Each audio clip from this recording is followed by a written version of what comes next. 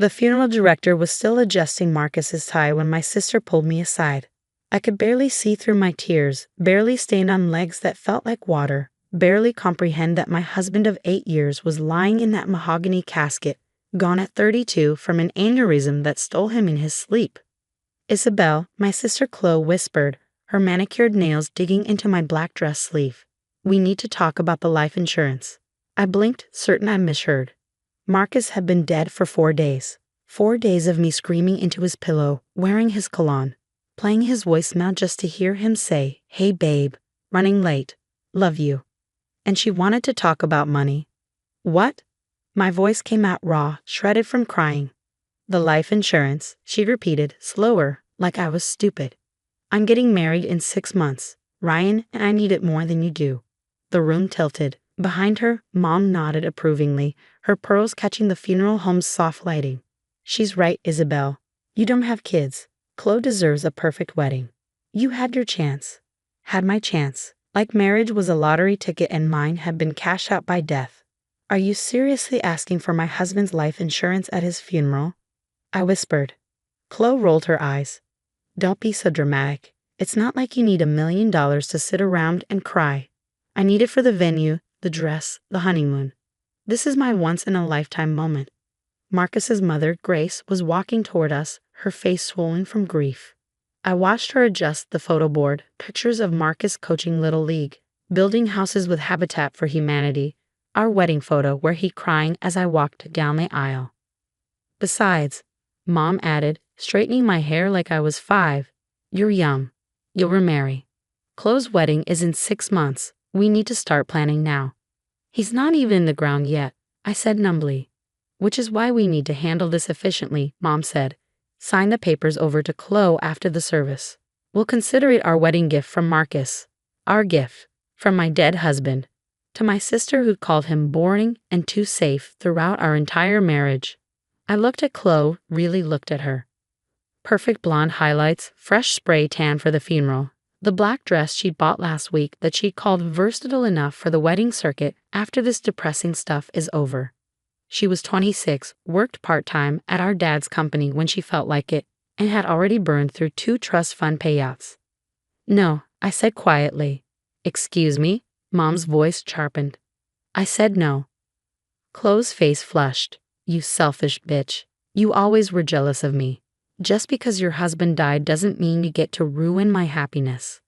People were starting to stare. Marcus's coworkers, our friends, his family, all watching the grieving widow get berated by her family at her husband's funeral. "Lower your voice," I hissed. "I will not." Chloe stamped her designer heel. "Ryan's family is expecting a certain caliber of wedding. Do you know how embarrassing it is that I can't book the country club because my cheap sister won't share? Marcus would want me to be happy.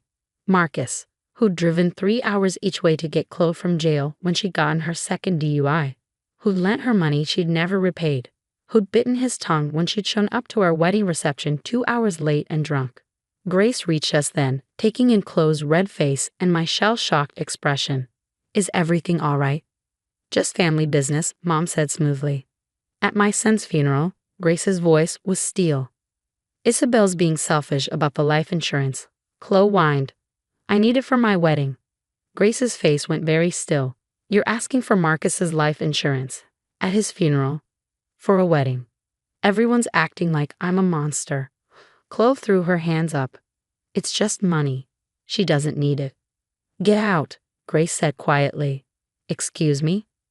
"Get out." Grace stepped between us. "You want to rob my daughter-in-law while she buries my son. Get out of my funeral home." Mom puffed up. "How dare you?" "I pay for this funeral." Grace cut her off. "Every penny, because I knew vultures would circle. I just didn't think they'd be her own family." Security was already moving. Mom and Chloe were escorted out. Chloe shrieking about lawsuits and her wedding, Mom threatening to disown me. The entire funeral watched them go. I made it through the service somehow. Through the burial, where I placed my wedding ring on Marcus's casket because I couldn't bear the thought of him alone without it. Through the reception, where person after person told me how lucky I'd been to have him. Lucky, like love was a scratch-off ticket and mine had paid out in grief. That night, alone in our house, my house now, I sat on the bathroom floor where Marcus had died. The paramedics said it had been instant, no pain. Just gone between heartbeats. I found him that morning, thought he was sleeping late, kissed his cold cheek before I'd realized. My phone had 47 messages, all from Chloe or Mom, escalating from guilt trips to threats to promises that I'd die alone and unloved if I didn't do the right thing. The right thing. I pulled out my laptop and opened Marcus's life insurance policy. $1 million. He'd insisted on it last year, said he wanted me protected just in case. I'd laughed, told him we had decades ahead of us. He'd known. Somehow he'd known. But he'd known something else too. In his files, I found it all. Screenshots of Chloe's messages to him. Years of them. Asking for money, calling me a boring prude, trying to convince him he'd married the wrong sister. The last one was from a week before he died. When are you going to realize Isabel trapped you? You could have had me. My husband had saved every single one. There was more. Receipts showing he'd lent Chloe over $30,000 over our marriage. Recordings, legal in our state, of phone calls where she threatened to tell Isabel lies if he didn't pay for her latest emergency. Evidence that she'd stolen my credit card information twice. And then, the kicker, emails between Mom and Chloe from 3 months ago, planning how to get money from us for the wedding. Mom's suggestion: wait for a vulnerable moment, death or illness. People make rash decisions when they're emotional. They planned this. Maybe not Marcus's death, but the vultures circling after. I didn't sleep that night, or the next. By the third night, I had a plan. See, Chloe's wedding wasn't just any wedding. She was marrying Ryan Blackwood, heir to a tech fortune, son of a senator. The wedding was going to be the social event of the year in our city. 400 guests, society pages, the works. And I was going to destroy it. But not the way you'd think. Not with screaming or scenes or violence. No, I was going to use something far more devastating. The truth. First, I accepted their olive branch. Showed up to Mom's house with red eyes and shaking hands. You're right, I sobbed. Marcus would want Chloe to be happy. I'll sign over half the insurance. They believed me instantly. No surprise. They'd always thought I was weak. I knew you'd see reason. Mom cooed, already calculating. Half will cover the venue and catering at least. I want to help plan, I said softly. It'll give me something to focus on. Please. Chloe actually hugged me. I knew you loved me deep down. And maybe being around wedding stuff will help you move on. Who knows? Maybe you'll catch my bouquet. The thought of catching anything at her wedding made me physically ill. But I smiled and nodded and became the perfect sister. For 6 months, I helped plan every detail. Attended every fitting, every tasting, every meeting with florists and photographers. I was supportive, enthusiastic even. Meanwhile, I was documenting everything. Like how Chloe was still texting 3 ex-boyfriends, including explicit photos, while Ryan was deployed overseas with the National Guard. How Mom was skimming from the wedding budget to fund her gambling habit. How they both laughed about scamming the grieving widow in texts they didn't know I could see. Marcus had set up our family cloud storage, and they'd never changed the passwords he'd given them. I hired a private investigator with Marcus's life insurance money. Not to follow Chloe, I had enough evidence of her infidelity, but to dig deeper into Ryan's family. Turns out, the Blackwoods had their own secrets. Tax evasion, embezzlement, a Senate campaign built on fraud. But they didn't know someone was looking. Not yet. The wedding day arrived like a fever dream. June 15th, what would have been Marcus's 33rd birthday. Chloe hadn't remembered, of course. When I'd mentioned it months ago, she'd waved it off. He's dead, Isabel. Let it go. The country club was perfect. 10,000 roses, crystal chandeliers, a string quartet playing softly. 400 of the city's most elite citizens in attendance. The senator gave interviews about his beautiful new daughter. Mom preened in her mother of the bride dress that cost more than most people's cars. Chloe was radiant in her $20,000 gown, paid for with my husband's death. I was her maid of honor, she'd insisted. It'll show everyone we're united as a family, she'd said. Really, she'd wanted me to see up close what real happiness looked like. The ceremony began. Ryan stood at the altar, handsome in his tuxedo, unaware that his bride had spent the previous night with her ex. The music swelled. Chloe began her walk down the aisle. That's when the first phone chimed. Then another, and another. A symphony of notifications rippling through the crowd. What the hell? Someone whispered. Every guest had received an email. From an anonymous account. Subject line: the truth about the Blackwood Palmer wedding. Attached. Everything. Chloe's affair texts, Mom's embezzlement records, the Blackwood family's fraud documents, and the crown jewel, the recording of Chloe at Marcus's funeral demanding his life insurance for her wedding. The audio echoed through 400 phones. You don't need it. I'm getting married. He's dead anyway. The senator's face went purple. Ryan stared at his phone, then at Chloe, his expression morphing from confusion to horror. Guests were gasping, recording, already posting to social media. Stop. Chloe screamed, dropping her bouquet. Turn them off. But it was too late. The emails kept coming. Screenshots of her calling Ryan, boring in bed. Evidence of Mom's theft from the wedding fund. Photos of Chloe with her ex, timestamp last night. You, she spun to face me. You did this. I stood calmly at the altar, hands folded over my bridesmaid bouquet. Did what? You destroyed my wedding. No, I said, loud enough for everyone to hear. You destroyed my life. You demanded my husband's life insurance at his funeral. You turned his death into your shopping spree. You stood over his grave and planned your honeymoon. You said you forgave me. She was sobbing now, mascara running in black rivers. I lied. I shrugged. Just like you lied to Ryan, to everyone. The senator was already leaving, his security detail forming a protective wall. Ryan had backed away from the altar like Chloe was contagious. Guests were fleeing, desperate to distance themselves from the scandal. My wedding. Chloe wailed. My perfect wedding. Pay for with blood money, I said. Every flower, every crystal, every bite of food. Bought with my husband's death. I hope it tastes like ashes. Mom rushed the altar. Fix this. You fix this right now. Can't. I pulled out my phone, showed them the timer. The FBI will be here in about 10 minutes. Turns out they're very interested in the Blackwood family finances. And Mom, that gambling problem of yours, the casino debts you paid with stolen wedding funds, also interesting to certain people. You're our family, Mom shrieked. Marcus was my family. My voice broke for the first time, and you celebrated his death because it funded your party. I walked out as the sirens began, past the ruined cake, the scattered roses, the abandoned gifts. Chloe's sobs echoed behind me. But I didn't turn around. In the parking lot, Grace was waiting by my car. She'd known, of course, had helped me plan every detail. How do you feel? She asked gently. Empty, I admitted, but also free. He'd be proud, she said, pulling me into a hug. Marcus always said you were stronger than they knew. The aftermath was swift and brutal. Ryan called off the engagement that night. The Blackwood family scandal made national news. The senator resigned in disgrace. Mom was arrested for embezzlement. Chloe lost her job, her social standing, everything. They tried to sue me, of course. But truth is an absolute defense. Every document I'd released was real, every recording legally obtained. Their lawyer dropped them after the first meeting. I used Marcus's life insurance to start a foundation in his name.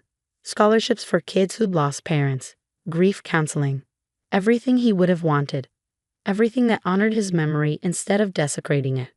Chloe sent one last message 6 months later. I hope you're happy. You're alone just like we said you'd be. But she was wrong. I wasn't alone. I had Grace, who'd become the mother I'd never had. I had Marcus's friends who'd rallied around me. I had the kids at the foundation who hugged me and called me Miss Izzy. And late at night, when I missed him so much I couldn't breathe, I had Marcus's voice on that voicemail. Hey babe, running late. Love you. Love. Not money. Not parties. Not perfect weddings. Just love. They tried to steal that from me to turn it into currency. But love isn't something you can deposit or withdraw. It's something you carry forever, like grief, like strength, like the knowledge that someone once chose you above all others. Chloe had wanted a perfect wedding. Instead, she got a perfect lesson. When you dance on someone's grave, don't be surprised when they rise up to teach you the steps. And me. I got what Marcus had always given me, the last word, the last laugh, and a lasting love that no amount of life insurance could ever replace. The wedding may have been destroyed, but my husband's memory, that was finally, peacefully, at rest. The text message from Christine lit up my phone screen. Emergency family meeting. Tonight, 7 p.m. Don't you dare say no. I stared at those words, my stomach already knotting. Being the successful one in the family meant every emergency meeting inevitably led to the same thing. Someone needed money. Again. My name is Zara, and I've spent the last decade being my family's personal ATM. While they see a thriving businesswoman who has it easy, they don't see the 80-hour weeks or the sacrifices I've made to build my consulting firm from scratch. You're not seriously going, are you? Sierra asked, watching me gather my things from across our shared office space. That's the third emergency this month. What choice do I have? I sighed, slipping on my blazer. Last time I missed one, Dad didn't speak to me for 2 weeks. Maybe that wasn't such a bad thing, she muttered, but I pretended not to hear. I arrived at Christine's house at 7:05 p.m. Everyone was already there, scattered around her living room like vultures waiting to feast. Theo sprawled on the couch, probably hiding another betting slip in his pocket. Adeline sat cross-legged on the floor, perfectly manicured nails tapping away at her phone. Dad occupied his usual armchair, looking stern as ever. "Finally!" Christine exclaimed. "We've been waiting." "Some of us have to work," I replied, choosing to stand rather than sit. "What's the emergency?" "We're planning a family reunion," Adeline piped up, finally looking up from her phone. "Everyone's coming. Aunts, uncles, cousins, even Great-Aunt Martha." I waited for the other shoe to drop. "We need you to fund it," Christine said, as if announcing the weather. "The venue alone is $5,000, and then there's catering, decorations." "No." The word left my mouth before I could stop it. The room fell silent. 5 pairs of eyes stared at me in disbelief. "What do you mean, no?" Theo sat up straight. "It's for family." "I mean no," I repeated, stronger this time. "I'm done being the family bank." Christine's face reddened. "After everything we've done for you." "Everything you've done for me?" I laughed, but there was no humour in it. "Like what, Christine?" "Like borrowing 10 grand for your business venture that never happened? Or you, Theo, the gambling debt I covered last Christmas?" "That's different," Theo protested. "I was in trouble." "You're always in trouble," my voice rose. "All of you, always needing something, always taking, never giving back. I'm tired of it." "Zara," Dad's voice carried that familiar note of disapproval. "This is about family unity. Your mother would have wanted—" "Don't." I held up my hand. "Don't you dare use Mom to manipulate me. She would have wanted you all to stand on your own 2 feet. "You've changed," Adeline said quietly. "Success has made you selfish." That word, selfish, hit me like a slap. I'd heard it so many times over the years whenever I dared to say no, whenever I tried to set boundaries. "You want to talk about selfish?" I grabbed my purse. "Look in the mirror, all of you, I'm done." "If you walk out that door," Christine called after me, "don't expect us to be there when you need us." I paused at the doorway, turning back one last time. When have you ever been there when I needed you? The door slammed behind me with a satisfying bang. In my car, hands shaking on the steering wheel, I felt something shift inside me. Years of resentment crystallized into determination.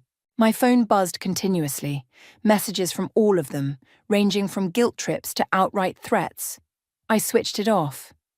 At home, I poured myself a glass of wine and called Sierra. "How bad was it?" she asked. "I finally did it," I said, surprising myself with how steady my voice was. "I said no." "About damn time," she paused. "Are you okay?" "No," I admitted, "but I will be. They need to learn they can't keep using me like this. They need to learn about consequences." "What are you going to do?" I took a long sip of wine, an idea forming in my mind. "I'm going to teach them a lesson they'll never forget, something that will either make them or break them." "Zara." Sierra's voice held a note of warning. "Don't worry," I said, already opening my laptop. "This isn't about revenge. It's about growth. They just don't know it yet." As I began typing, I felt lighter than I had in years. Sometimes, the kindest thing you can do for someone is to stop enabling them. And if my plan worked, my family would thank me for it someday, or hate me forever. Either way, I was done being their safety net. The fluorescent lights of the emergency room buzzed overhead as I tried to make sense of what had happened. 1 minute I was presenting to clients, the next I was doubled over, unable to breathe. Now here I was, hooked up to monitors, watching my blood pressure numbers dance across the screen. "Ms. Whitney?" A doctor in blue scrubs approached my bed. "I'm Dr. Reynolds. Your test results show you've experienced a severe panic attack, complicated by exhaustion and dangerously high stress levels." I almost laughed. "Stress? I can't be here for stress. I have meetings tomorrow, deadlines." "You're not going anywhere," he interrupted firmly. "Your body is sending you a clear message. Ignore it, and next time could be much worse." A nurse appeared with admission papers. "We're keeping you for observation, at least 48 hours. My phone lit up again. Another message from Christine. I'd been ignoring them all week, but curiosity got the better of me.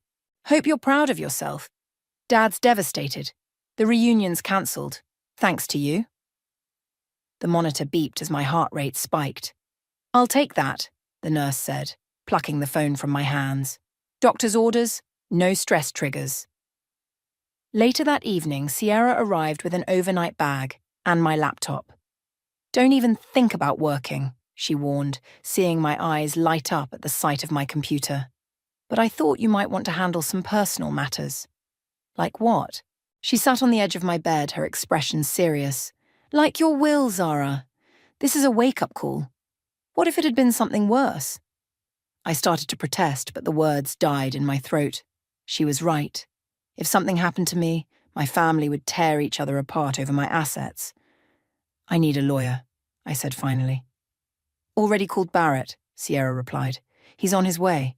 Barrett arrived an hour later, leather briefcase in hand. As Emery's brother and a family friend, he knew exactly what I was dealing with.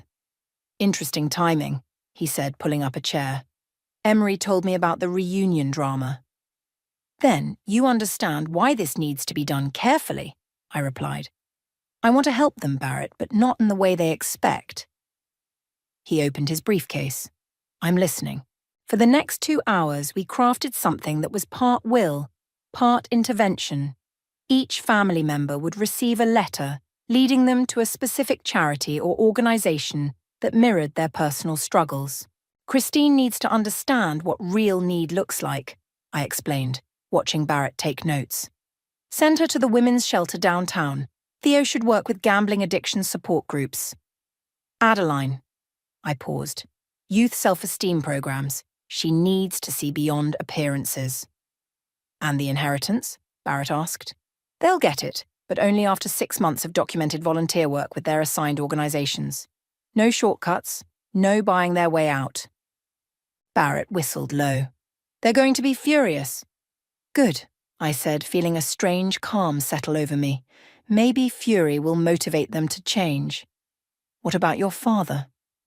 I closed my eyes briefly. "The Veterans Center. He needs to remember what real sacrifice looks like." As Barrett drafted the document, Sierra squeezed my hand. "Are you sure about this?" "For the first time in years, yes." I opened my eyes, looking at the hospital ceiling. They need this. I need this. "There's one more thing," Barrett said, looking up from his paperwork. "To make this legally binding, we need to inform them while you're still in the hospital. It adds weight to the situation." "You want me to tell them now?" He nodded. "I'll call them in tomorrow. Let them think it's worse than it is. Sometimes people need a shock to wake them up." The thought of facing them made my chest tight, but the monitor's steady beeping reminded me why I was here in the first place. "Do it," I said. "Call them all in. It's time they understood what they've done to me." After they left, I lay in the darkness, listening to the quiet hum of hospital machinery. My phone sat silent in the drawer, but I could imagine the messages piling up, the missed calls, the family group chat exploding with drama. For the first time since Mom died, I felt like I was taking control back. Maybe it was the medication, maybe it was the exhaustion, but I smiled as I drifted off to sleep. Tomorrow everything would change. They'd either hate me for it or thank me later, but either way, I was done being their crutch. Sometimes the biggest act of love is forcing people to stand on their own. The thought followed me into my dreams, where for once I wasn't running to anyone's rescue. I was simply standing still, watching them learn to save themselves. They filed into my hospital room like mourners at a funeral, faces drawn with worry and barely concealed expectation. Christine clutched her designer handbag like a shield. Theo couldn't stop fidgeting. Adeline kept glancing at her reflection in the window. Dad took the chair closest to my bed, trying to look concerned rather than calculating. Barrett stood by the window, briefcase ready. Sierra positioned herself near the door, arms crossed, watching. "Oh, sweetie," Christine started, her voice dripping with manufactured sympathy. "Why didn't you tell us you were so ill?" "Because I'm not," I replied flatly. "I'm here because of stress, because of you, all of you." The room fell silent. "What's he doing here?" Theo asked, jerking his chin toward Barrett. "I've asked Barrett to help me revise my will," I said, watching their expressions shift. "Recent events have made me realize some changes are necessary." Christine straightened up immediately. "Of course you need to protect your assets. I completely understand. Let me finish," I cut her off. "Barrett, the letters, please." He opened his briefcase and distributed 4 sealed envelopes. My family stared at them like they might explode. "Open them," I instructed. The sound of tearing paper filled the room. I watched their faces transform as they read: confusion, shock, anger, disbelief. "This is a joke, right?" Adeline was the first to speak. "You want me to work at some youth centre? For 6 months? A gambling addiction centre?" Theo crumpled his letter. "Have you lost your mind?" Christine's face had gone pale. "A women's shelter? I don't— "You can and you will," I said firmly. "If you want any part of my estate, these are my terms. 6 months of documented volunteer work at your assigned organisations. No exceptions, no buying your way out." "This is ridiculous," Dad exploded, waving his letter. "The Veterans Centre? I served my country." "Exactly," I interrupted. "So, you should have no problem serving again, this time by helping others who've sacrificed everything." "And if we refuse," Christine demanded, "then you get nothing." I kept my voice steady.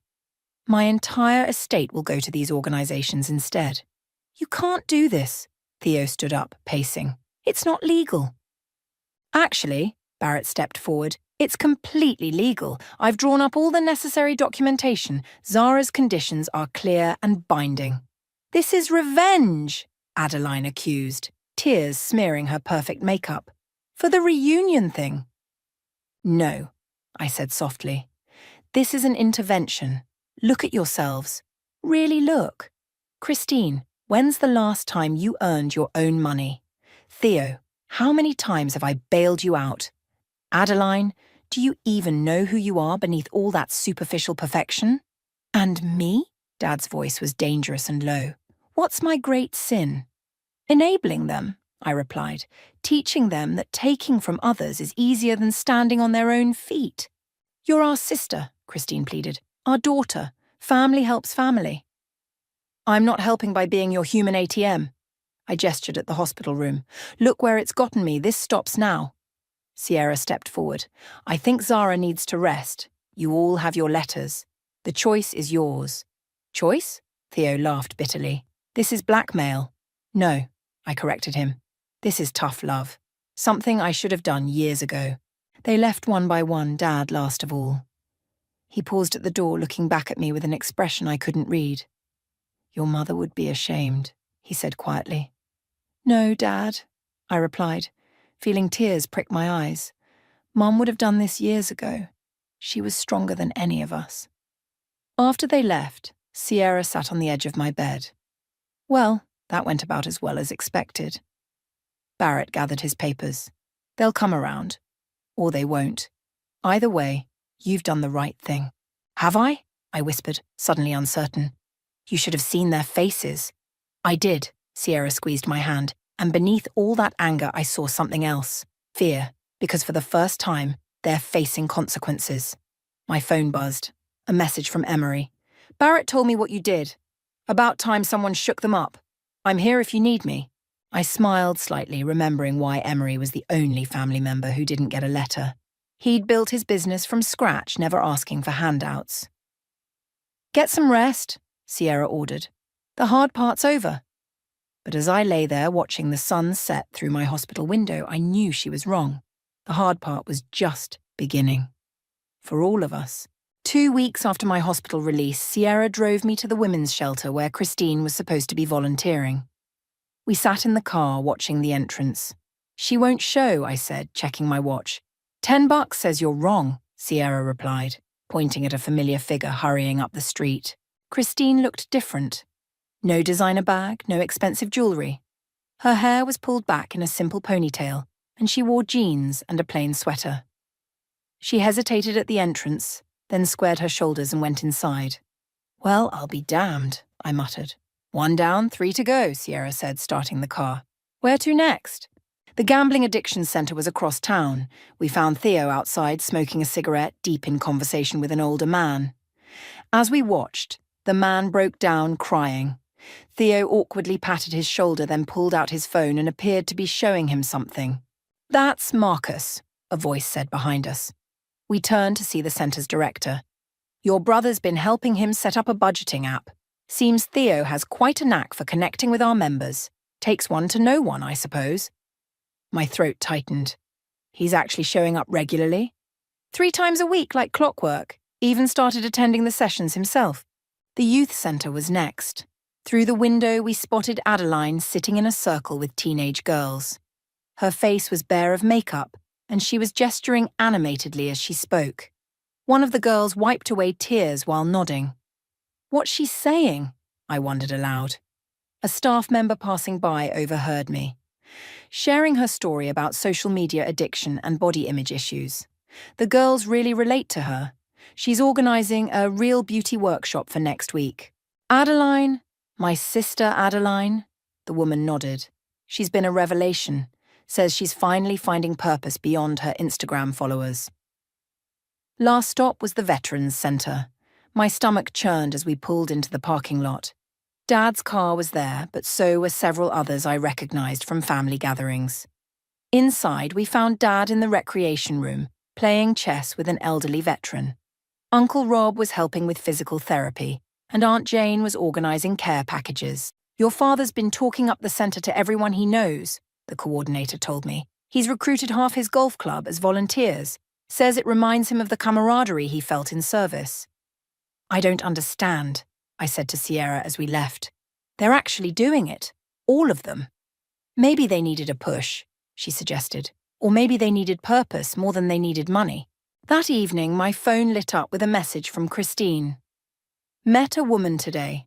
3 kids escaping abuse. Reminded me of Mom before she met Dad. Never realised how lucky we were. Then Theo. Helped a guy today. He lost everything to betting, just like I almost did. Feels good to be on the other side. Adeline sent a selfie, her face natural, surrounded by smiling teenage girls. They think I'm inspiring them, but it's the other way around. Dad's message was last and shortest.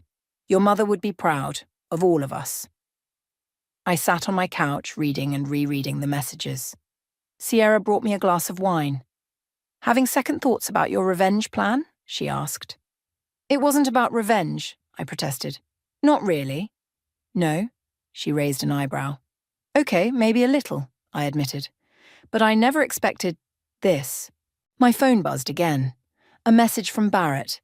Emery and I dropped by the Veterans Centre today. Your dad introduced us to everyone as my daughter's family. First time he's acknowledged me as anything but his lawyer. You know what the funny thing is? I said to Sierra. I thought I was teaching them a lesson about money, about not depending on me, but they're learning something else entirely. They're learning who they are without the safety net, Sierra nodded, without the roles they've been playing their whole lives. The entitled sister, the gambling brother, the vain sister, the demanding father. I took a sip of wine. Maybe those were just masks they got stuck behind. "And what about you?" Sierra asked.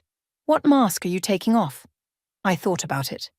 The savior, the ATM, the one who always has to fix everything. "And how does it feel?" I smiled, remembering Christine's message, Theo's determination, Adeline's bare face, Dad's simple words. "It feels like freedom," I said. "For all of us." Sierra raised her glass. "To freedom, then. And to karma, which turns out to be a better teacher than any of us could have planned." We clinked glasses, and I felt the last knot of tension in my chest finally begin to unwind. Sometimes the best revenge isn't revenge at all. It's giving people the chance to surprise themselves. The family meeting wasn't my idea. Christine called it. 1 month into their volunteer work. This time we met at my house. Neutral territory. They arrived together and I barely recognized them. Christine's designer clothes had been replaced with practical wear. Theo's nervous energy had calmed, and Adeline's face showed actual laugh lines instead of Botox. "We need to talk," Christine said as they settled into my living room, "about what you did to us." I braced myself. "Okay, talk." "You manipulated us," Theo started. "Used your money to force us into this." "You're right," I admitted. "I did." "You had no right," Adeline added, but her voice lacked its usual bite. "Maybe not," I agreed. "But tell me honestly, would you have done any of this otherwise?" Silence filled the room. "I met a woman today," Christine said suddenly. She reminded me of me, constantly asking her sister for money, making excuses, playing victim. I watched her and felt ashamed. "At least you didn't gamble away your kid's college fund," Theo muttered. "Had to talk down a guy today who did exactly that. Kept thinking about all the times I promised to stop betting, all the times you bailed me out." "My girls," Adeline said softly. She'd started calling the teenagers at the centre her girls. "They showed me their Instagram accounts today, all the filters, the editing. I saw myself in every single one of them. That desperate need to be perfect." Dad cleared his throat. "The men at the centre. Some of them lost everything. Family, homes, dignity. And here I was, treating my own daughter like a bank." "I didn't do this to punish you," I said, feeling tears prick my eyes. "I did it because we were all drowning. Me trying to save everyone. You expecting to be saved." "You could have just talked to us," Christine protested. "Would you have listened?" I asked. "Or would you have called me selfish again, manipulated me with guilt until I gave in, like you always did?" More silence. "I hate what you did," Theo said finally, "but I needed it. We all did." "The funny thing is," Adeline added, "I don't even care about the inheritance anymore. These kids, they need me. Really need me. Not my money, not my connections, just me. That's what Mum always tried to teach us," Dad said quietly. "Service to others. Remember how she volunteered everywhere? We used to think she was wasting her time." "She was the strong one," I said. "I just copied her playbook." Christine stood up suddenly. "I'm angry at you, Zara. For the manipulation, for the ultimatum. But I'm also grateful. And I don't know how to feel about that." "Welcome to personal growth," I replied. "It's messy." "The shelter needs help renovating their children's playroom," Christine said after a moment. "I was thinking maybe we could all pitch in. As a family." "My girls could paint a mural," Adeline offered. "They're amazing artists." "Some of the guys from the centre are good with construction," Dad added. "I could ask them to supervise." "I can handle the budget," Theo said. "Make sure we get the most value for our money." I sat back, watching them plan, their excitement building. Sierra's words echoed in my mind. Maybe they needed purpose more than they needed money. "One condition," I said, interrupting their planning. "Whatever we do it together. No more divisions, no more keeping score." "Does this mean you're speaking to us again?" Adeline asked hopefully. "I never stopped speaking to you," I corrected. "I just stopped enabling you. There's a difference." Dad stood up, walking to where I sat. His eyes were wet. "I failed you as a father.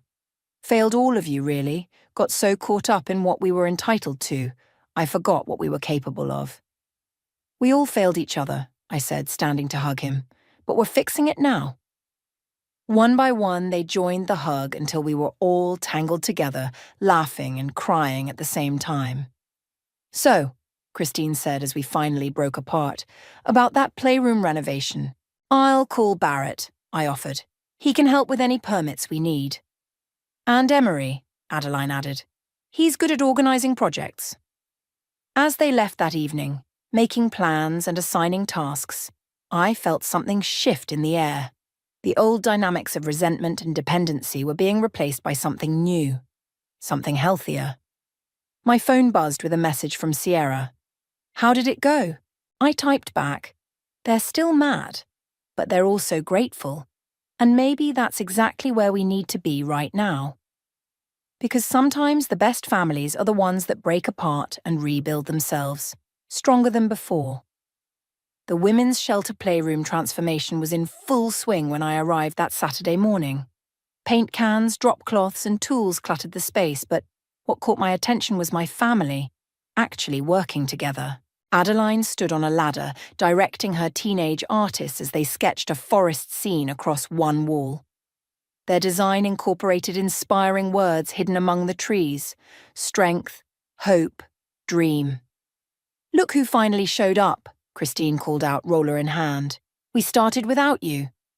Someone had to bring coffee, I said, holding up the carrier of drinks.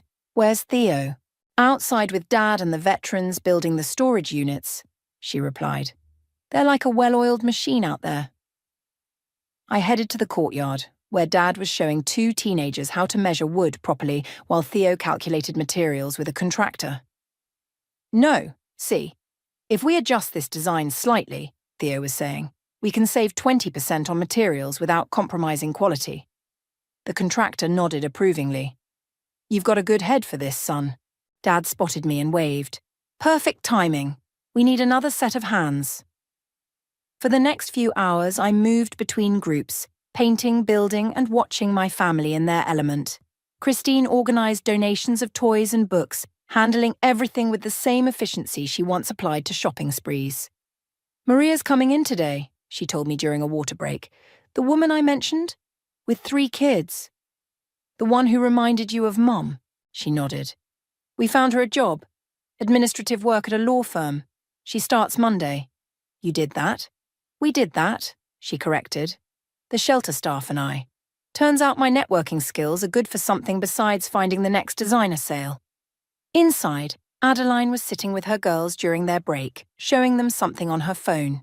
That's me at your age, she said. All those filters, all that makeup. I thought it made me special. Now I look at it and don't even recognize myself. But you're so pretty without all that stuff, one girl said. Adeline's smile was genuine. Took me 30 years and a very stubborn sister to figure that out. By late afternoon, the playroom had transformed. Bright murals covered the walls, new storage units lined up neatly, and donated toys filled fresh-painted shelves. Dad and his veteran friends had even installed a reading nook with cushions. This is incredible, the shelter director said, wiping tears. The children, they've never had anything like this. We're not done yet, Theo announced. The guys from my support group, they're organising a fundraiser, gaming tournament, all proceeds to the shelter. And my girls want to start a weekly art therapy session, Adeline added. The veterans offered to do security upgrades, Dad said. Free of charge. I stood back, watching them plan and organise, no one asking me for money or solutions. Sierra appeared beside me, camera in hand. She'd been documenting the day. Still think this was about revenge? She asked quietly. Before I could answer, a commotion at the door drew our attention. Maria, the woman Christine had mentioned, stood there with her children, their eyes wide at the transformed space. Welcome home, Christine said warmly, leading them in. The youngest child, a girl about 6, ran straight to the reading nook. Mommy, look, books! Maria burst into tears. Christine hugged her while Adeline entertained the other children, showing them the mural's hidden words. Theo and Dad started explaining the new storage systems designed specifically for families starting over. No, I finally answered Sierra. This was never about revenge, this was about breaking patterns. Look at them, really look. Christine, once so focused on appearances, comforting a woman in worn clothes and unwashed hair. Theo, who gambled away thousands, now proudly showing off budget-conscious designs. Adeline, teaching young girls to see their natural beauty. Dad, serving others instead of demanding service. Your mum would have loved this, Sierra said, snapping another photo. She did love this, I replied. She tried to show us all along. We just weren't ready to see it. My phone buzzed. A message from Barrett. Permits came through for the shelter's kitchen renovation. Ready when you are. I looked at my family, all engaged in their tasks, all finding their own ways to help. No one had asked me to fund the kitchen renovation. No one had demanded I fix everything. Tell them we'll start planning next week, I typed back. The whole family wants to help, because that's what we'd become. Finally, truly, a family. Not bound by obligation or money, but by the simple act of helping others, and in doing so, helping ourselves. Hey, Zara, Adeline called out. Stop standing around and come help us organize these art supplies. I smiled and joined them, just one more pair of hands in a room full of people learning to give instead of take. The 6-month mark arrived faster than any of us expected. Barrett called a meeting at his office to discuss the completion of their volunteer requirements, but my family had other plans. We want to meet at the shelter instead, Christine informed me. There's something you need to see. I arrived to find not just my immediate family, but a crowd of familiar and new faces. Maria and her children, the teenage artists, veterans from Dad's Centre, people from Theo's support group, all mingling in the shelter's newly renovated community room. Surprise! Adeline called out, pulling me inside. We're celebrating. Celebrating what? I asked, taking in the decorations and food spread. 6 months of transformation, Christine said, appearing with a folder. And we have something to show you. She opened the folder and pulled out a stack of papers. These are the shelter's statistics since we started volunteering. Successful job placements up 40%, housing placements up 50%. Theo stepped forward with his own documentation. 12 of my group members have been gambling free for 3 months or more. We've started a financial literacy program. My girls, Adeline beamed, gesturing to the teenagers who are now setting up an art display, are all passing their classes. 3 got college acceptance letters last week. Dad cleared his throat. The Veterans Centre has doubled its volunteer base. We're opening a new wing next month. What are you all saying? I asked, though I already knew. We're saying we're not stopping, Christine declared. Papers or no papers, inheritance or no inheritance, we're committed now. You can't make us quit, Theo added with a grin. We're officially addicted to helping people. Speaking of addiction, a man stepped forward, one of Theo's group members. Your brother saved my life. Literally. I was contemplating suicide when he talked me down, showed me there was hope. Maria hugged Christine. I start my management training next week. My kids are in school, we have our own apartment, and it's all because she believed in me. One of Adeline's teens spoke up. I haven't used a filter on my photos in 2 months. I like my real face now. A veteran patted Dad's shoulder. This guy reminded us we still have value. We're not forgotten soldiers anymore. I felt tears welling up as more people stepped forward, each with a story about how my family had impacted their lives. But here's the real kicker, Christine said, pulling out one final document. We've started a foundation. All of us together. The paperwork just came through. A foundation? I whispered. The Whitney Family Foundation for Community Empowerment, Theo announced proudly. We're pooling our resources, not just money, but skills, connections, time. And guess what? Adeline added. We've already received our first major donation. From Emery's company. Barrett stepped forward, more papers in hand. So, about that inheritance... Keep it, Christine interrupted. All of it. Add it to the foundation's funds. Are you sure? I asked, looking at each of them. That's a lot of money. Money we didn't earn, Dad said firmly. Money we don't need anymore. We've found something better. Besides, Theo laughed, We're all making our own money now. Christine's starting a job placement program. I'm consulting for financial literacy projects. Adeline's got her youth mentoring certification. And I'm teaching veterans how to start small businesses, Dad finished. Turns out retirement was boring anyway. Sierra, who had been quietly filming everything, spoke up. So, Zara, still think your hospital bed scheme was too harsh? I looked around the room, at my family, at the lives they'd touched, at the community they'd built. I thought I was teaching them a lesson about money. They taught me one about purpose instead. You gave us a gift, Christine said, hugging me. A kick in the pants we desperately needed. The best kind of revenge, Theo added, is watching people become better than you ever imagined they could be. Even if we hated you a little bit at first, Adeline admitted. A lot at first, Dad corrected, pulling me into a bear hug. But that's what good parents do, isn't it? Push their children to be better. You did for us what your mother would have done. The celebration continued around us, people sharing stories, making plans, building connections. My family moved through the crowd with confidence and purpose, no longer seeking validation through money or status. So, Barrett said quietly, holding up the inheritance papers, what should I do with these? I watched Christine comforting a new shelter resident, Theo mentoring a young man about budgeting, Adeline leading an impromptu self-esteem workshop, and Dad sharing war stories with his veterans. Shred them, I said. They don't need my money anymore. They've found their own wealth. The autumn breeze carried the sound of laughter from the shelter's courtyard, where Dad and his veterans were setting up tables for the Foundation's first official fundraising gala.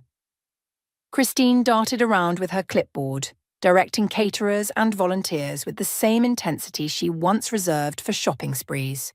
The mayor's confirmed, she announced, pausing beside me, and 3 city council members. Remember when you used to get this excited about sample sales? I teased. She rolled her eyes. Don't remind me. Maria's handling the guest list, by the way. She's amazing at organization.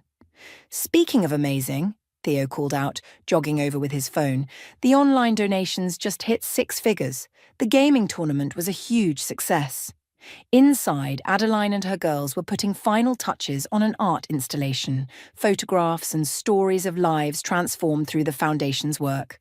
No filters, no pretense, just raw humanity. Look who clean up nice, Sierra said, filming as the teens emerged from the shelter's new career closet in professional attire. They'd be serving as hosts tonight, sharing their stories with potential donors. My daughter got her first job interview tomorrow, Maria told me proudly, adjusting one girl's blazer. Christine's been coaching her. The shelter director pulled me aside, tears in her eyes. When your family first started volunteering, I thought it was just rich people doing community service for show. I've never been happier to be wrong. Dad appeared, looking dapper in his suit. The veterans brought extra chairs, though I think they're really here for the food. Better than military rations, one of them shouted, making everyone laugh. Barrett and Emery arrived early, carrying boxes of promotional materials for the Foundation. Wait until you see the video Sierra edited, Barrett said. There won't be a dry eye in the house. As evening fell and guests began arriving, I watched my family work the room. Christine introduced Maria to potential employers, her networking skills now serving a greater purpose.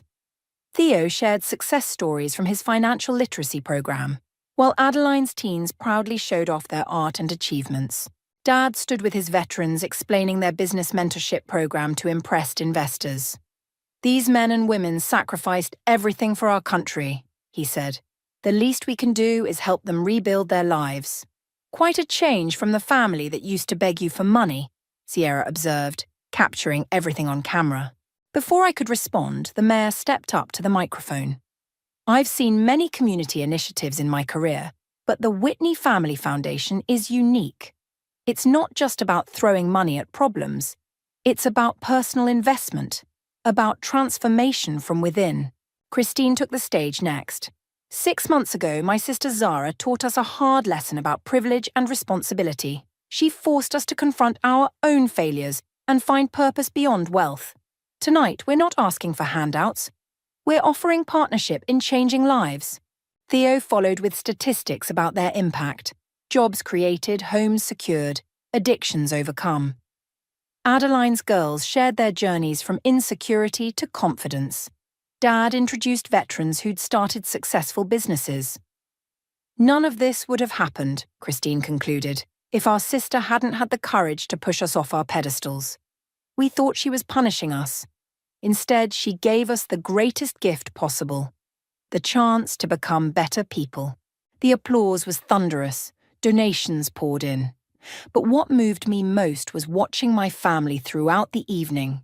Christine mentoring Maria's daughter, Theo counseling a young man about gambling temptation, Adeline encouraging a shy teen to share her artwork, Dad proudly introducing his veterans to business contacts. As the event wound down, we gathered in the playroom we'd renovated together, the place where our transformation had really begun. Remember when we thought this was just about inheritance? Theo laughed. Remember when we hated Zara for manipulating us? Adeline added. Remember when we thought money was the only way to measure success? Christine mused. Dad pulled me into a hug. Remember when I said your mother would be ashamed? I was wrong. She's probably up there right now saying, I told you so. Sierra lowered her camera.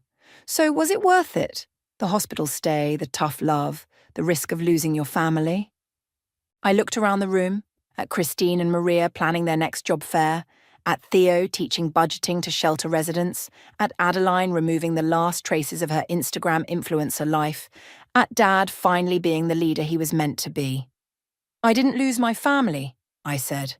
I found them. We all did. Because sometimes the greatest act of love isn't giving people what they want, it's giving them what they need to become who they're meant to be. And sometimes, the sweetest revenge is watching that transformation unfold, one changed life at a time. The sound of my mother-in-law's voice drifted up the stairs, sharp and critical as ever. She's up there again, probably crying herself to sleep. How is she going to raise these children properly if she can't even pull herself together? I pressed my palms against my eyes, willing the tears to stop. My name is Natasha, and 3 weeks ago, I lost my husband Taylor to a sudden heart attack. Now, I was losing my home to his mother.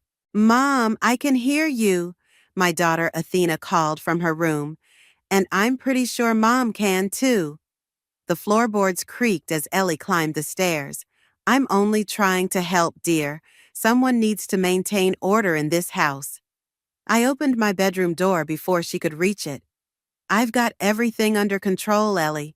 The kids are doing their homework, dinner's in the oven, and I've already called the insurance company about Taylor's policy. She stood there in her perfectly pressed blouse, lips pursed. Darling, you look exhausted. Why don't you let me handle things? I raised Taylor on my own after all. I appreciate the offer, but… Mom! Nasir's voice rang out from downstairs. The timer's beeping. I moved to head downstairs, but Ellie blocked my path. I'll take care of it. You should rest. Before I could protest, she was already halfway down the stairs. I followed her to the kitchen, where my 10-year-old son was standing by the oven. Grandma, Mom always lets me help set the table, Nasir said, reaching for the plates. Not tonight, dear. These dishes are too expensive to risk breaking. Go wash up for dinner. I watched my son's face fall. Ellie, those are our everyday plates. Nasir knows how to… Natasha, she cut me off, her voice honey-sweet but her eyes steel cold. I know you mean well, but children need structure, especially now. Taylor would want them raised properly. My phone buzzed, a text from my best friend Tabitha. How's it going with the dragon lady? I typed back quickly. She's taken over everything. I can barely breathe. Want me to come over? I'll bring wine. Not tonight. She's already commented twice about my drinking problem, aka the one glass of wine I had with dinner yesterday. I looked up to find Ellie rearranging my spice rack. These should be alphabetized, she muttered. Really, Natasha, how did you ever find anything? Taylor never had trouble finding the spices, I said quietly. She froze for a moment, then continued her reorganizing. Well, Taylor was accommodating. too accommodating sometimes. The front door opened, and Athena came downstairs, her backpack slung over one shoulder. "Mom, can I go to Sophie's house to study?" Before I could answer, Ellie stepped in. "Absolutely not. It's a school night." "But Mom always lets me study at Sophie's on Wednesdays," Athena protested, looking at me pleadingly. I took a deep breath. "Athena's right, Ellie. Sophie's mother supervises their study sessions, and she's always home by 8. Things are different now," Ellie said firmly. "The children need stability, not gallivanting around the neighborhood." "I'm not gallivanting?" Athena's voice cracked. "I'm trying to maintain my grades like Dad would want." The kitchen fell silent. Ellie moved to hug Athena, but my daughter backed away, tears in her eyes. "I hate this. I hate that Dad's gone, and I hate that everything's different." She ran upstairs, her door slamming moments later. Nasir appeared in the doorway, his young face worried. "Is Athena okay?" Ellie sighed dramatically. "See what happens when there's no proper authority? Children need a firm hand, Natasha. Taylor understood that." I gripped the counter, my knuckles white. Taylor understood a lot of things. What's that supposed to mean? I looked at my mother-in-law, really looked at her. She'd moved into our house the day after the funeral, rearranging furniture, changing routines, criticizing every decision I made, and I'd let her, too numb with grief to fight back. But watching my children's world shrink under her rules, seeing their spirits dim day by day, something inside me was waking up. "Nothing," I said finally. "I'm going to check on Athena." As I climbed the stairs, I heard Ellie's voice behind me. "This is exactly why I need to be here. That poor woman can't even handle a simple teenage outburst." I paused on the landing, my hand trailing along the wall where Taylor and I had hung our family photos. My fingers brushed against a small nick in the wood, a secret mark Taylor had made years ago, though he never told me why. Something about that tiny imperfection in the perfect walls of Ellie's new domain made me smile. Taylor had his secrets, his quiet acts of rebellion. Maybe it was time I found my own. "Absolutely not." Ellie's voice rang through the kitchen the next morning. "No child of mine ever needed a cell phone at 13, and neither does Athena." "She's not your child," I said, handing Athena her lunch bag. "And Taylor and I already agreed she could have one for her birthday next week." Athena stood frozen between us, her eyes darting back and forth like she was watching a tennis match. "Plans change," Ellie said, adjusting her pearl necklace. "In times of grief, children need fewer distractions, not more." "Mom," Athena whispered. "Dad promised." The hurt in her voice made my chest tight. Before I could respond, Ellie stepped forward. "Your father isn't here anymore, dear. Now, go get your brother. You'll be late for school." As soon as Athena left the kitchen, I turned to Ellie. "You can't keep overruling me like this. I'm doing what's best for this family. Someone has to maintain standards." She opened the fridge, grimacing. "Really, Natasha, store-bought orange juice? What happened to fresh squeezed?" My phone buzzed. "Tabitha again. Coffee? You sound like you need rescue." "Can't," I texted back. "Queen Elizabeth is monitoring my caffeine intake." "That's it," Tabitha replied. "I'm coming over." 20 minutes later, after the kids had left for school, the doorbell rang. Tabitha burst in before I could even reach it, her red curls wild and her arms full of coffee cups. "Morning, Ellie," she called out cheerfully. "Hope you don't mind, but Natasha and I have some wedding planning to discuss." Ellie appeared in the doorway, frowning. "Wedding planning?" "My sister's wedding," Tabitha explained smoothly. "Natasha's helping with the arrangements. You know how good she is at organizing events." "Is she?" Ellie's tone dripped with doubt. "Well, don't let me interrupt. I need to reorganize the linen closet anyway. Someone's been folding the towels incorrectly." As soon as Ellie disappeared upstairs, Tabitha grabbed my arm and pulled me onto the porch. Okay, spill. How bad is it? She's taken over everything, Tab. The kids' schedules, the meals, even the damn thermostat.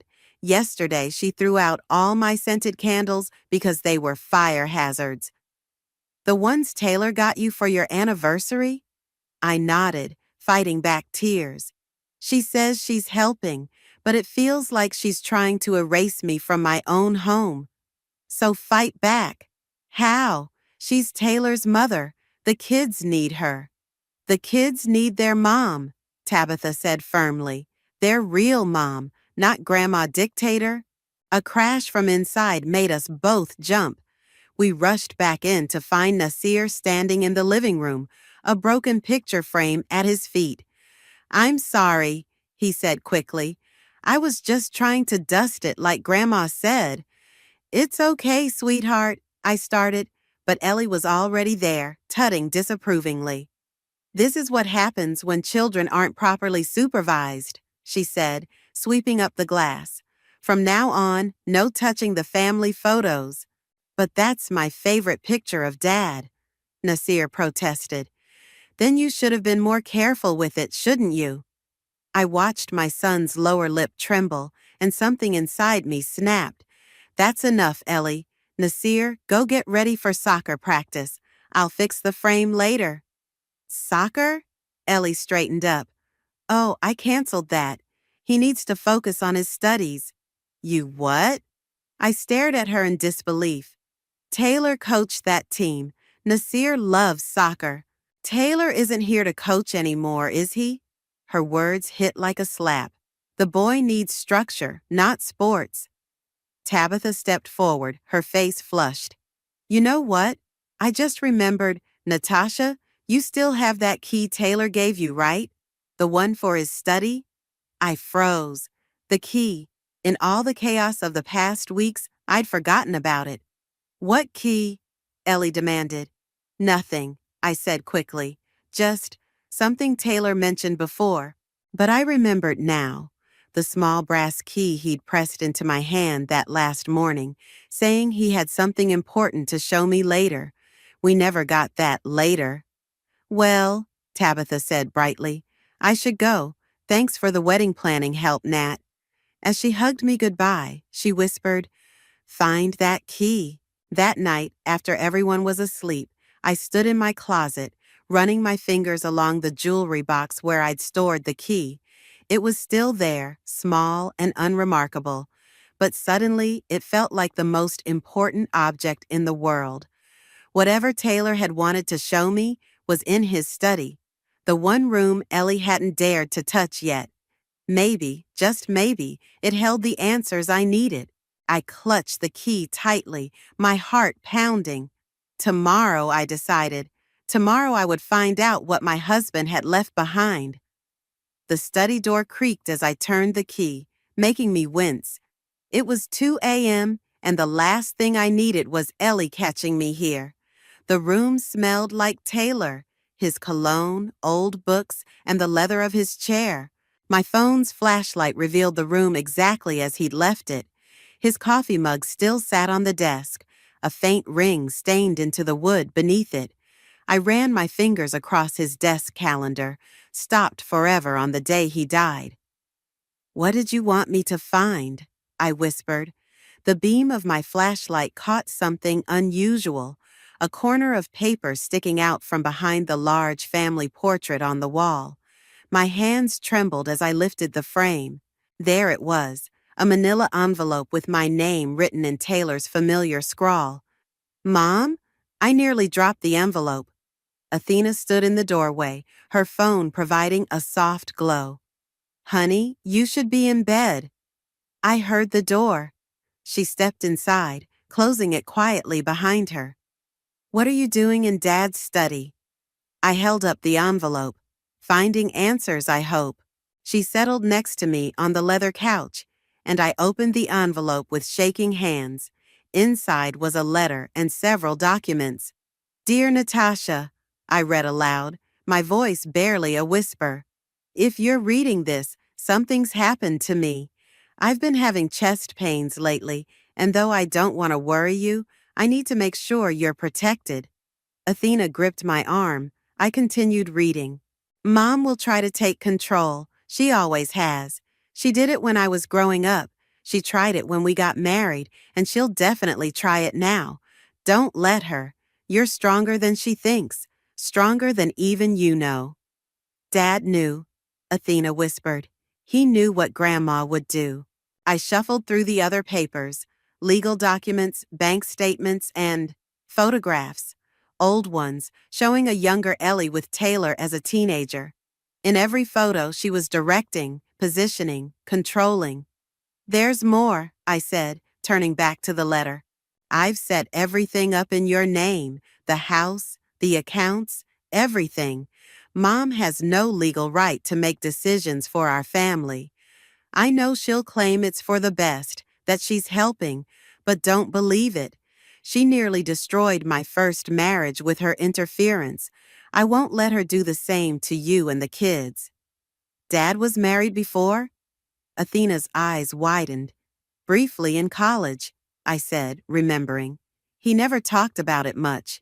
The letter continued. I've included proof of everything. Her manipulation, her lies, even the way she drove Sarah away. Use it if you have to. The kids need their mother, their real mother, not someone trying to remake them in her image. You need to show this to Grandma, Athena said firmly. I shook my head. It's not that simple. Why not? Dad wanted you to stand up to her. He said you're stronger than she thinks. A floorboard creaked in the hallway. We both froze. Natasha, Ellie's voice called out. Is someone in Taylor's study? I quickly shoved the envelope under a couch cushion. Just me, Ellie. Couldn't sleep. The door opened. Ellie stood there in her silk robe, frowning. This room should be left as it is, as a memorial. It's disrespectful to... To what? I interrupted, standing up. To remember my husband? To seek comfort in the space where he spent so much time? Mom, Athena added, Dad wouldn't want his study to be a shrine. He'd want us to use it to remember him living, not... Go to bed, Athena, Ellie snapped. This doesn't concern you. Actually, I said, my voice stronger than I'd felt in weeks, it concerns all of us. This is our home, our family. I am the matriarch of this family, Ellie declared. Taylor expected me to lead this family, I cut in, and it's time I started doing exactly that. Ellie's face paled. What are you talking about? Go to bed, honey, I told Athena, who squeezed my hand before leaving. Once she was gone, I faced my mother-in-law. Things are going to change, Ellie, starting tomorrow. Is that a threat? No, I said calmly. It's a promise. To my husband, to my children, and to myself. She stared at me for a long moment before turning away. We'll discuss this in the morning, when you're thinking more clearly. After she left, I retrieved the envelope and held it close. Taylor had known what would happen, known what I would need. He'd prepared everything, given me all the tools. Now I just had to be brave enough to use them. I pulled out my phone and texted Tabitha. Found the key to everything. Meeting tomorrow? Her response was immediate. Finally, my place, 10 a.m. Time to take back your life, girl. Looking around Taylor's study one last time, I smiled. The war for our family was about to begin. She did what? Tabitha nearly spilled her coffee as I showed her the document spread across her kitchen table. Apparently, Ellie drove Taylor's first wife away by convincing everyone the poor woman was unstable. I pointed to an old letter. Sarah wrote this to Taylor years later, explaining everything. And Taylor kept it all this time? Tabitha shook her head in disbelief. He knew his mother better than anyone. I pulled out my phone, showing her a text from Reuben, Taylor's childhood friend. I reached out to Reuben this morning. He's willing to meet with us. The doorbell rang and Reuben entered, his lawyer's briefcase in hand. "Ladies," he said, settling into a chair, "I've been waiting for this conversation for weeks." "You knew about all this?" I asked. "I watched Ellie destroy Taylor's first marriage. When he met you, he was determined not to let history repeat itself." Reuben pulled out some papers. "These are copies of everything Taylor set up legally. The house, accounts, even the kids' trust funds. They're all in your name, Natasha." "So Ellie has no actual power here?" Tabitha asked. "None," Reuben smiled. "She's a guest in your home, nothing more." My phone buzzed. Nasir's school. "Hello? Mrs. Richardson, this is Principal Morris. Your mother-in-law just called to pull Nasir out of soccer permanently. We needed to confirm this with you." I gripped the phone tighter. "She did what?" "She said it was a family decision." It absolutely was not. Nasir stays on the team. In fact, I'm coming to sign him up for the summer program too. After hanging up, I turned to my friends. "She's already making moves. I need to start pushing back."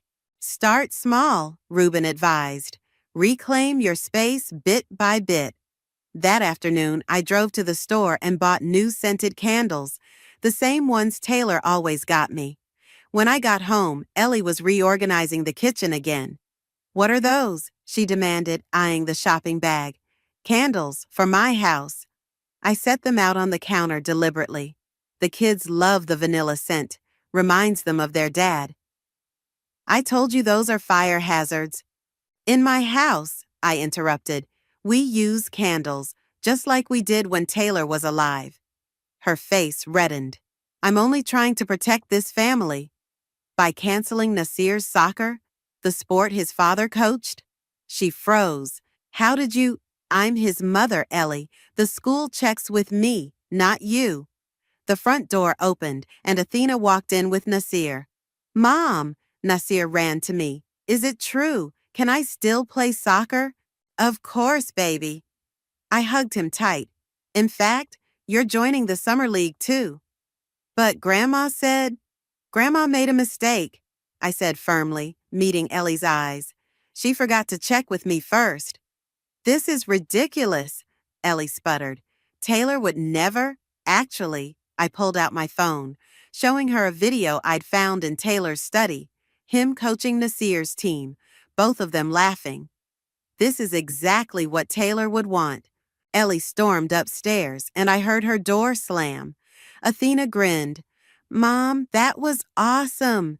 My phone buzzed with a text from Tabitha. "How's Operation Take Back going?" "Just won the first battle," I replied. "Soccer stays, candles are back." Queen Elizabeth is not amused.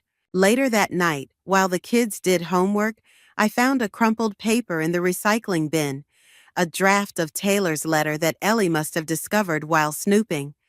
My heart raced as I smoothed it out. How much had she read? The sound of her heels on the stairs answered my question. Her face was composed, but her eyes were cold.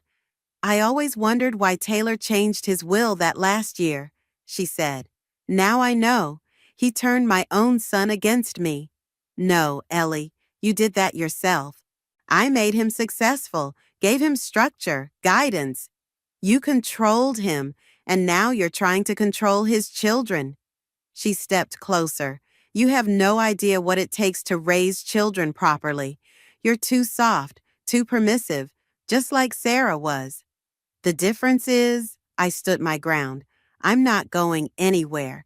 This is my home, my family, and my rules. We'll see about that." She turned to leave, then paused. "Oh, and Natasha, I've invited some old family friends over for dinner tomorrow. Do try to have the house presentable." As her footsteps faded, I texted Reuben. "She found a draft of the letter. Time to call in reinforcements?" His response was immediate. "On it. Tell Tabitha to contact Dexter from the community board. Time to show Ellie what real family support looks like." I smiled, lighting one of my new candles. The vanilla scent filled the air, and for the first time in weeks, I felt truly at home. Ellie invited how many people? Tabitha paced my kitchen the next morning, her heels clicking against the tile. 12, I said, checking my phone. All her old country club friends. She's trying to embarrass me in front of the community. Well, she's in for a surprise. Tabitha grinned. Dexter's already called everyone who matters. Trust me, this dinner party won't go how she expects. The doorbell rang. Dexter, the community board president, stood there with his wife Maria. Natasha, he said warmly, we came early to help. The dinner's not until 6, I started, but Maria was already rolling up her sleeves. Honey, we're not here for Ellie's dinner. We're here for yours. Over the next few hours, people streamed in through the back door. Neighbors, parents from the kids' school, Taylor's old soccer team families. Each brought food, supplies, and most importantly, support. Mom? Nasir appeared in the kitchen. Why is everyone here? Because they care about us, I said, hugging him. Where's your grandmother? Still upstairs, getting ready. She said we need to look perfect for her friends. The doorbell rang again. This time it was Reuben carrying a thick folder. Everything's set, he whispered. Just say the word. At exactly 6, Ellie descended the stairs in her finest dress, stopping short at the sight of dozens of people filling our home. What is this? She demanded. I specifically invited your friends? I gestured to the front door, where her country club associates were arriving. They're welcome too, the more the merrier. This is completely inappropriate. Actually, Dexter stepped forward. This is exactly appropriate. This community supports Natasha and these children. We always have. And who are you two? He's the community board president, Maria cut in. The same board that Taylor worked with to establish the youth soccer program you tried to shut down. Ellie's face reddened. I was only thinking of what's best for who? I asked quietly. For Nasir, who lost both his father and his favorite sport? For Athena, who can't even study with her friends anymore? You don't understand. No, you don't understand. I raised my voice slightly, making sure everyone could hear. This is our home. These are our neighbors, our friends, our support system. Taylor knew that. It's why he chose this community. Taylor chose this community because I suggested it, Ellie snapped. Actually, Reuben stepped forward. Taylor chose it because it was far enough from you to give his family space to breathe. A murmur went through the crowd. Ellie's country club friends shifted uncomfortably. Is that true, Ellie? One of them asked. Did your son really move here to get away from you? Of course not. I only ever wanted what was best. Like you did with Sarah? The words slipped out before I could stop them. Taylor's first wife? The room went silent. Ellie's face turned pale. That was different, she whispered. She wasn't right for him. No, I said firmly. You decided she wasn't right for him. Just like you've decided I'm not right for these kids. I never. Mom? Athena appeared at my side. I found this in the study. She held up a photo album. It's full of pictures of Dad with Sarah. They looked happy. Until suddenly, she's not in any more pictures. Ellie reached for the album, but Athena pulled back. There's writing on the back of some photos, my daughter continued. Sarah wrote about how much she loved Dad, but how she couldn't handle the constant criticism, the manipulation, the control. Enough! Ellie's voice cracked. This is a private family matter. You're right, I agreed. So let's handle it like family. These people? I gestured to the crowd. They're our family too. They've been here for us since Taylor died. Where were your country club friends? One by one, Ellie's invited guests made their excuses and left, leaving her standing alone in a sea of our supporters. This isn't over, she said, but her voice lacked its usual authority. Actually, Reuben stepped forward again. It is. Natasha has legal documentation of everything: the house, the accounts, even Taylor's explicit wishes for his family's future. Would you like me to share those details with everyone? Ellie looked around the room, finally seeing what she was up against. Not just me, but an entire community ready to stand with us. I think, she said stiffly, I need to lie down. As she climbed the stairs, Tabitha squeezed my hand. Round one goes to us. Round one? Maria laughed. Honey, this was a knockout. But watching Ellie's defeated retreat, I knew better. This wasn't over, not by a long shot. She'd regroup, replan, and come back fighting. But this time, I'd be ready. The morning after the dinner party, Ellie was nowhere to be found. Instead, a formal invitation sat on the kitchen counter. Family meeting, 2 p.m., Taylor's old law firm. It's a power play, Reuben said when I called him. She's trying to intimidate you with the setting. Should I be worried? Bring the letter and documents. And Natasha, bring the kids too. It's time they understood everything. At 1:55 p.m., we walked into the law firm's conference room. Ellie sat at the head of the table, flanked by 2 lawyers and her friend Serenity from the country club. The children shouldn't be here, Ellie said immediately. They're exactly where they need to be, I replied, taking the seat opposite her. Reuben sat beside me, placing his briefcase on the table. I've called this meeting, Ellie began, because recent events have made it clear that this family is in crisis. As the matriarch, You're not the matriarch, Athena interrupted. Mom is.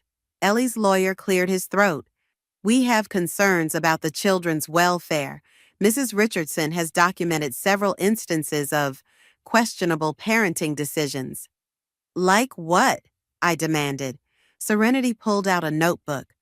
Allowing unsupervised study sessions, dangerous sports activities, inappropriate social media access. You mean letting me study with Sophie? Athena's voice shook with anger. Or letting Nasir play the sport Dad loved? Your father would want. Don't. Nasir spoke up for the first time. Don't tell us what Dad would want. You didn't even come to his games. Ellie's face hardened. I'm trying to protect you from what? I pulled out Taylor's letter. From turning out like their father? The son you tried to control so much he moved across the city to escape you? That letter is a forgery, Ellie snapped. Really? Reuben opened his briefcase. I have the original here, with Taylor's notarized signature, along with some interesting documents about Sarah. The lawyers exchanged glances. Serenity shifted uncomfortably. Who's Sarah? Nasir asked. Your father's first wife, I said gently. The one your grandmother drove away with false accusations and manipulation. That's slander. Ellie stood up. I won't sit here and... Sit down, Mom. A new voice spoke from the doorway. Sarah herself stood there, looking elegant in a business suit. They deserve to know the truth. Ellie fell back into her chair. How dare you come here? I invited her, Reuben said. As Taylor's first wife, she has relevant testimony about your pattern of behavior.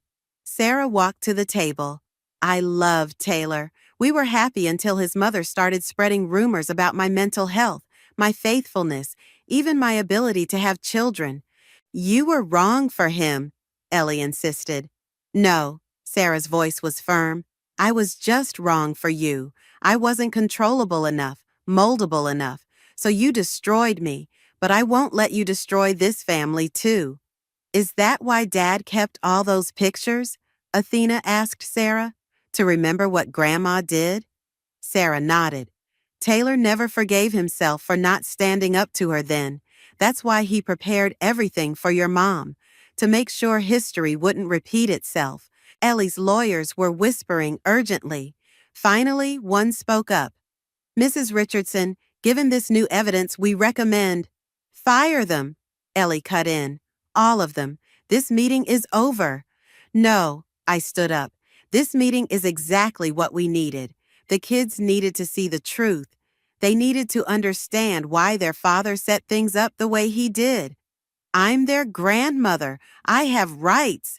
You have privileges, Reuben corrected. Privileges that can be revoked. Are you threatening me? No, I said quietly. I'm giving you a choice. Either accept that this is my family to lead or leave. Taylor made his wishes clear. I won't let you do to my children what you did to him. The room fell silent. Nasir reached for my hand under the table. I choose my family, he said firmly. Me too, Athena added. Ellie looked around the room, at her dismissed lawyers, at Sarah's steady gaze, at her grandchildren's determined faces. For the first time, I saw something new in her expression. Fear. You can't just cut me out, she whispered. No one's cutting you out, I said, but things will be different now. My house, my rules, my family. You can be part of that, but only on those terms. She stood slowly, gathering her purse. I need time to think. As she walked out, Sarah touched my arm. You did what I couldn't. You stood up to her. We all did, I said, hugging my children close. Together. Watching Ellie's retreating figure through the glass walls, I felt no triumph, only relief. The truth was finally out, and with it, the power she'd held over us for so long. Now we just had to see what she'd do next. 3 days passed without a word from Ellie. Her bedroom door remained closed, meals untouched outside it. The silence felt like the calm before a storm. She's planning something, Tabitha warned over coffee. Women like Ellie don't just give up. As if on cue, my phone buzzed with a text from Dexter. Heads up, Ellie's at the community center with her country club friends. They're calling an emergency board meeting. Now? I grabbed my keys. Watch the kids, Tab. Go, show her what you're made of. I arrived at the community center to find the parking lot full. Inside, Ellie stood at the podium, perfectly composed in her designer suit. And as a concerned grandmother, I must bring attention to the declining standards in our community. Single mothers without proper support systems. You mean widows whose mother-in-laws try to steal their children? I called out, walking down the aisle. Gasps rippled through the crowd. Ellie's fingers tightened on the podium. Natasha, this is a closed meeting. About my family? I don't think so. I turned to face the crowd. You all knew Taylor. He coached your kids, helped with community projects, believed in making this place better for everyone. Exactly, Ellie jumped in. And now his legacy is right here. I pulled out my phone, playing a video I'd found in his study.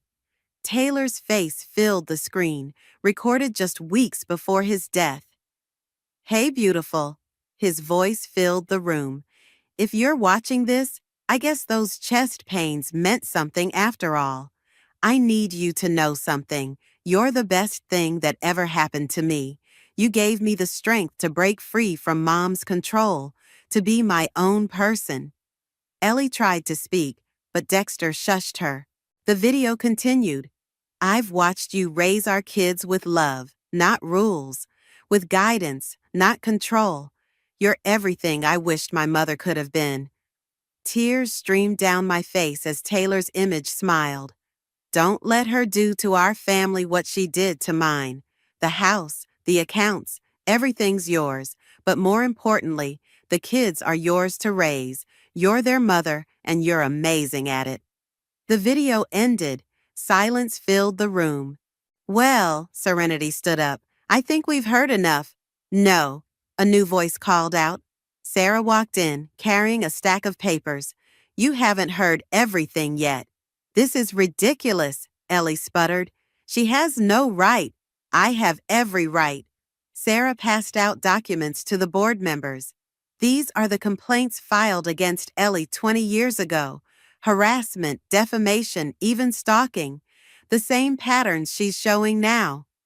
Those charges were dropped, Ellie protested. Because Taylor begged me to, Sarah replied. He didn't want to believe his mother could be so cruel, but he learned.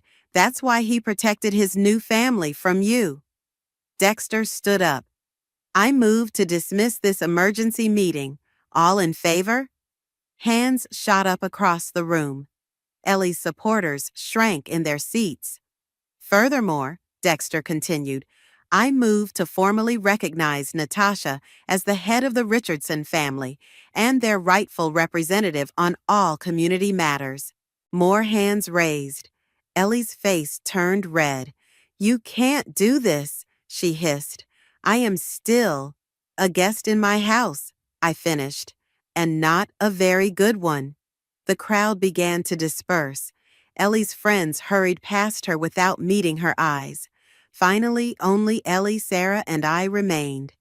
You've ruined everything, Ellie whispered. No, Sarah said gently. You did that yourself. 20 years ago with me and now with Natasha. The difference is she's stronger than I was. What happens now? Ellie asked, her voice small. That depends on you. I stepped closer. You can either accept that things have changed and try to be the grandmother our children deserve, or you can leave. But the controlling, the manipulation, it stops now. They're my family too. Then prove it, not by ruling them, but by loving them. Can you do that? She looked between us, the woman she'd driven away and the woman who'd stood her ground. I don't know how, she admitted finally. Then maybe it's time to learn, Sarah suggested, before you lose another family. My phone buzzed, a text from Athena. Is Grandma coming home? I showed Ellie the message. Well, are you ready to try things our way? She wiped her eyes, smearing expensive mascara. I need time. Take it, I said. But remember, when you come back, it's to our rules, our family, our way. As she walked out, Sarah squeezed my hand. You did it. You really did it. We did it, I corrected. All of us together. Looking around the empty community center where Taylor had spent so many happy hours, I felt his presence stronger than ever. He'd given me the tools, but I'd found the strength. Now it was time to go home and tell our children that the war was finally over. Mom, Grandma's here. Nasir's voice carried from the front door. I looked up from Taylor's desk, now my desk, in the study to see Ellie standing in the doorway, a small suitcase at her feet. The 30 days are up, she said quietly. I'd like to come home, if the offer still stands. I gestured to the chair across from me. We should talk first. She sat down, her usual perfect posture slightly wilted. I've been seeing a therapist, Dr. Matthews. She's helping me understand patterns I never noticed before. Good, that was our condition. I know. She twisted her wedding ring. She showed me how I've been recreating my own mother's controlling behavior. I didn't want to believe it, but Grandma, Athena appeared behind her. You're just in time. Mom's letting me redecorate my room. Want to help pick colors? Ellie's hand twitched, and I could see her fighting the urge to take control. Instead, she asked, What colors are you considering? Black and purple. I see. Ellie caught my eye, took a deep breath. It's your room, dear. What matters is that you love it. Athena's jaw dropped. Mom, what did you do with the real Grandma? We all laughed, breaking the tension. Why don't you show her your design ideas? I suggested. As they left, I heard Ellie asking questions instead of giving orders. A small change, but significant. My phone buzzed with a text from Sarah. How's it going? She's trying, I replied. Really trying. The doorbell rang. Tabitha burst in with takeout bags. Family dinner. I brought everyone's favorites, even your weird seaweed snacks, Ellie. You remembered? Ellie looked touched. Course I did. Your family. Difficult, sometimes impossible family, but still family. We gathered around the dinner table. No formal dining room, no strict seating arrangement. Nasir had soccer dirt on his knees. Athena's hair was wild from dance practice, and for once, Ellie didn't comment on either. "Before we eat," she said suddenly, "I have something for everyone." She pulled out a stack of envelopes. Letters. Dr. Matthews suggested I write down things I should have said long ago. She handed them out, one to each of us, plus one for Sarah and one addressed to Taylor. That last one she placed in the center of the table. "You don't have to read them now," she added quickly, "or ever if you don't want to, but I needed to write them." Nasir opened his immediately. His eyes widened. "Grandma, you're coming to my soccer games?" "If you want me to." She smiled tentatively. "Your father loved coaching you. I should have seen that." Athena read hers next, tears filling her eyes. She got up and hugged Ellie, their first real hug since Taylor died. I opened mine last. "Natasha, I owe you the biggest apology. You didn't just lose your husband. You lost your partner, your children's father, your future as you planned it. Instead of helping, I tried to take what little you had left. I was wrong. Taylor chose well when he chose you. You're stronger than I ever gave you credit for. Thank you for not giving up on me, even when I gave you every reason to." "The guest room is made up," I said, closing the letter. "Same rules as before. Respect boundaries, ask, don't tell, and therapy continues." Agreed. Ellie reached for the letter to Taylor. "This one, I'd like to put it in his study, where it belongs." Together, we walked to the study. Photos lined the walls, old ones of Taylor and Sarah, newer ones of our family, recent ones of soccer games and dance recitals. A timeline of love, loss, and healing. "He would be proud," Ellie said softly, "of all of us. Even you? Especially me, I hope.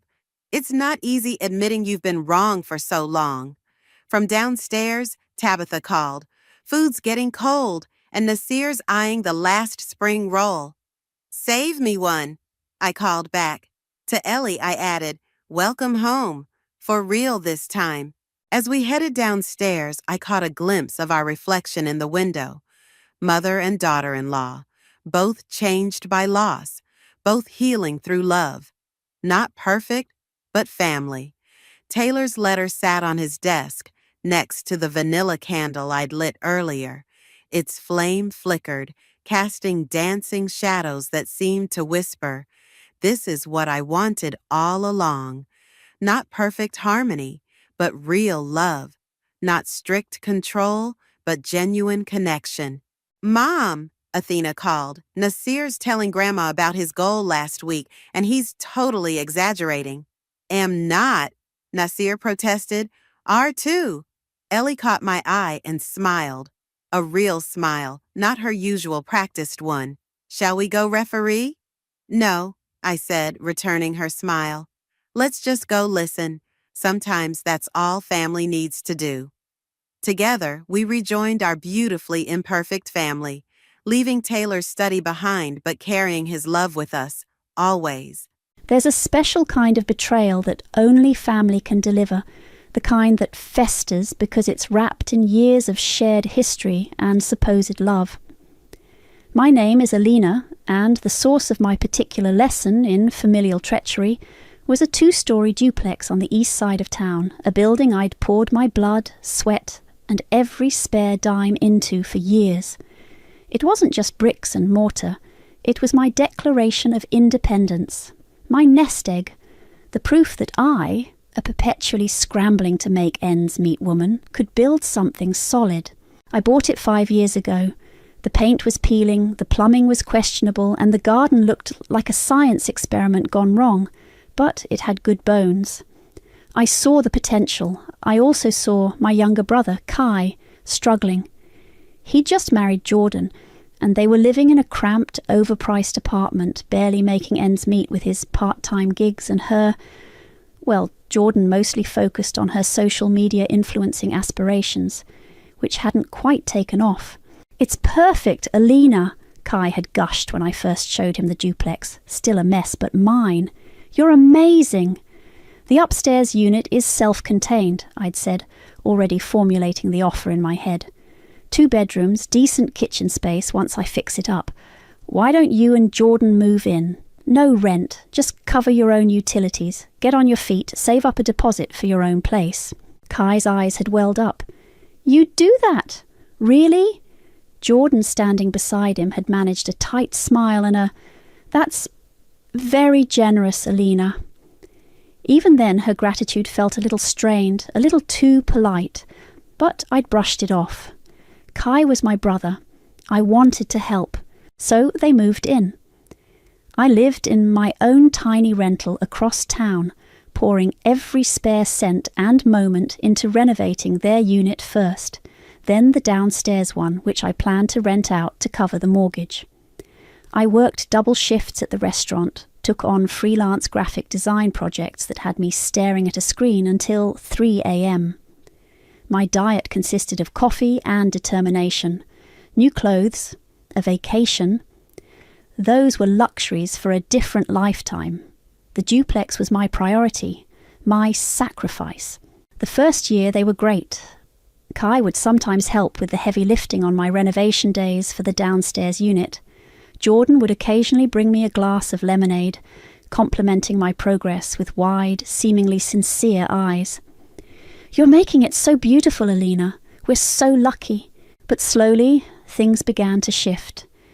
It was subtle at first. After I finished the downstairs unit and got good tenants in, the mortgage was covered, but property taxes and maintenance was still a beast. One summer, their air conditioner broke. It was an older unit, sure, but I suspected it had been run non-stop at Arctic temperatures. "Alina," Jordan had called, her voice breezy, "the AC's dead.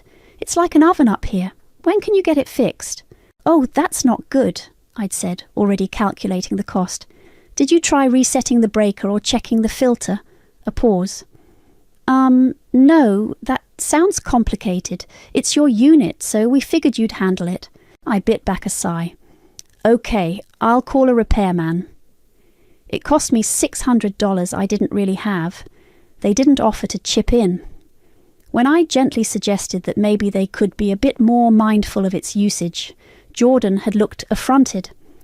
"We pay our utilities, Alina. We should be able to be comfortable."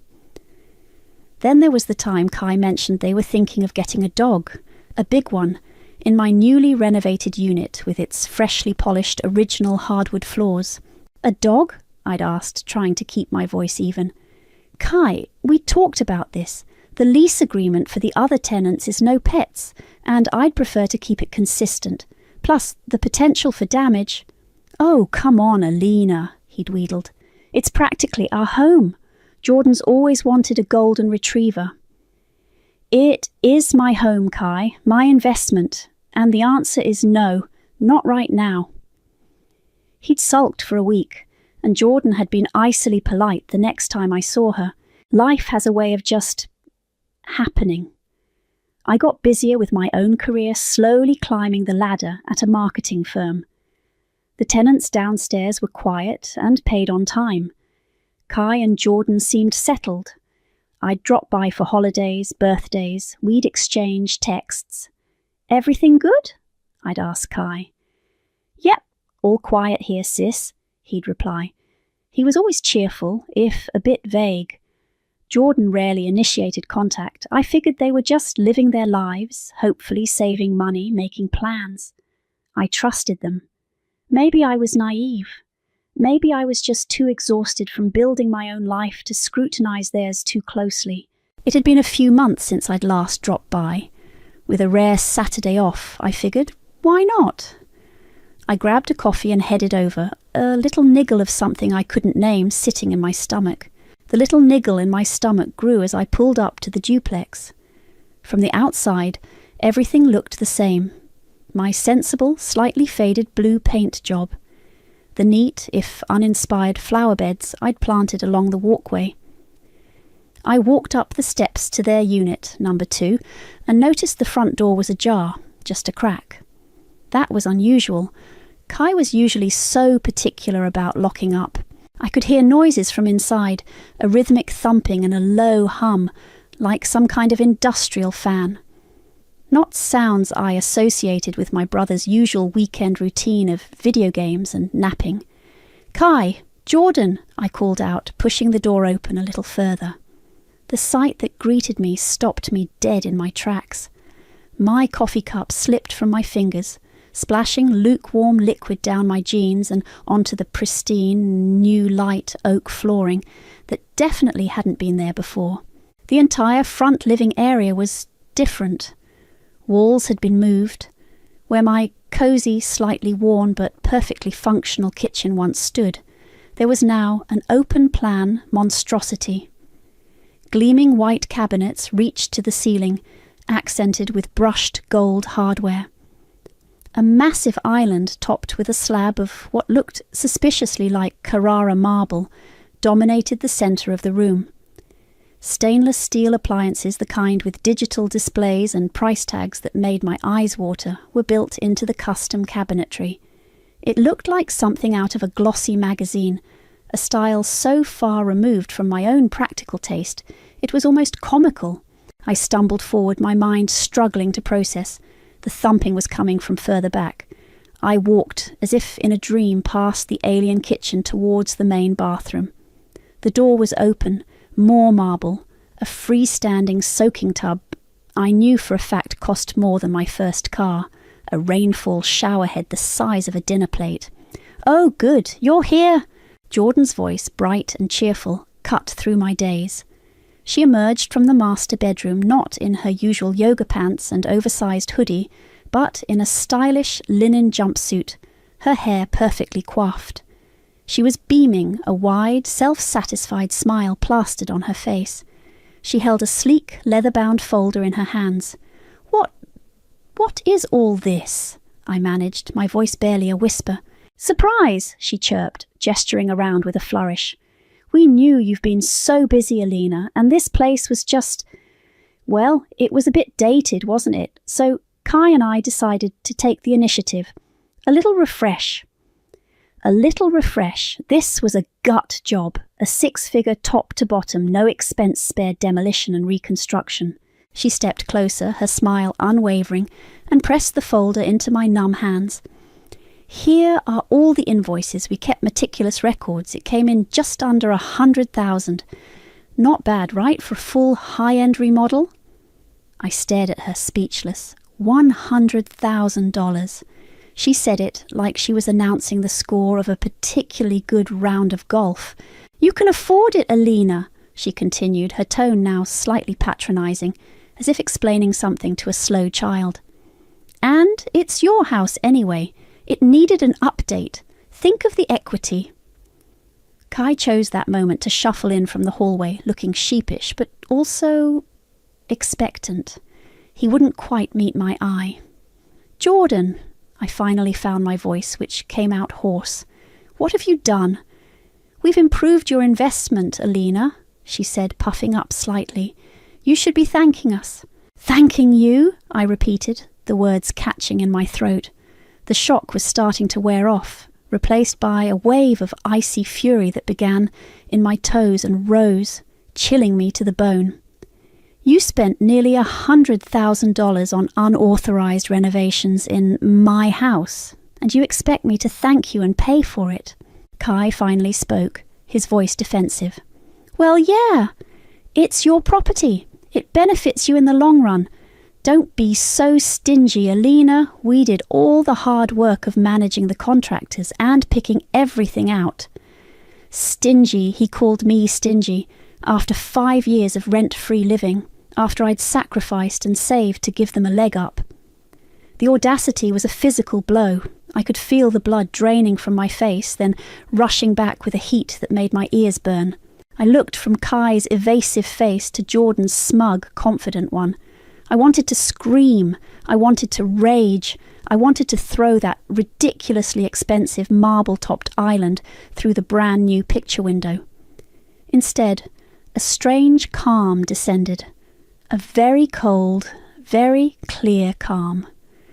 I closed my mouth, took a slow breath, and looked down at the folder in my hands. I didn't open it. "I see," I said, my voice devoid of any emotion I was actually feeling. "I need to process this."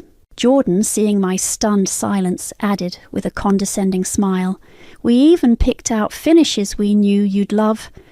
Eventually, consider it our gift to your portfolio." My blood ran cold. This wasn't a misunderstanding. This was a calculated move. A deliberate, entitled, breathtakingly arrogant heist. "I have to go," I said quietly, turning on my heel. I walked out, leaving them standing in the opulent ruin of what used to be my sensible, carefully managed investment property. The smell of fresh paint and new grout followed me out the door, smelling like betrayal. The drive back to my own small, slightly cluttered apartment was a blur. The cold calm I'd managed to project in front of Kai and Jordan shattered the moment I closed my front door behind me. I sank onto my sofa, the leather folder still clutched in my hand, and the numbness gave way to a tremor that started in my hands and spread through my whole body. Betrayal. It was a raw physical ache in my chest. I replayed the scene over and over.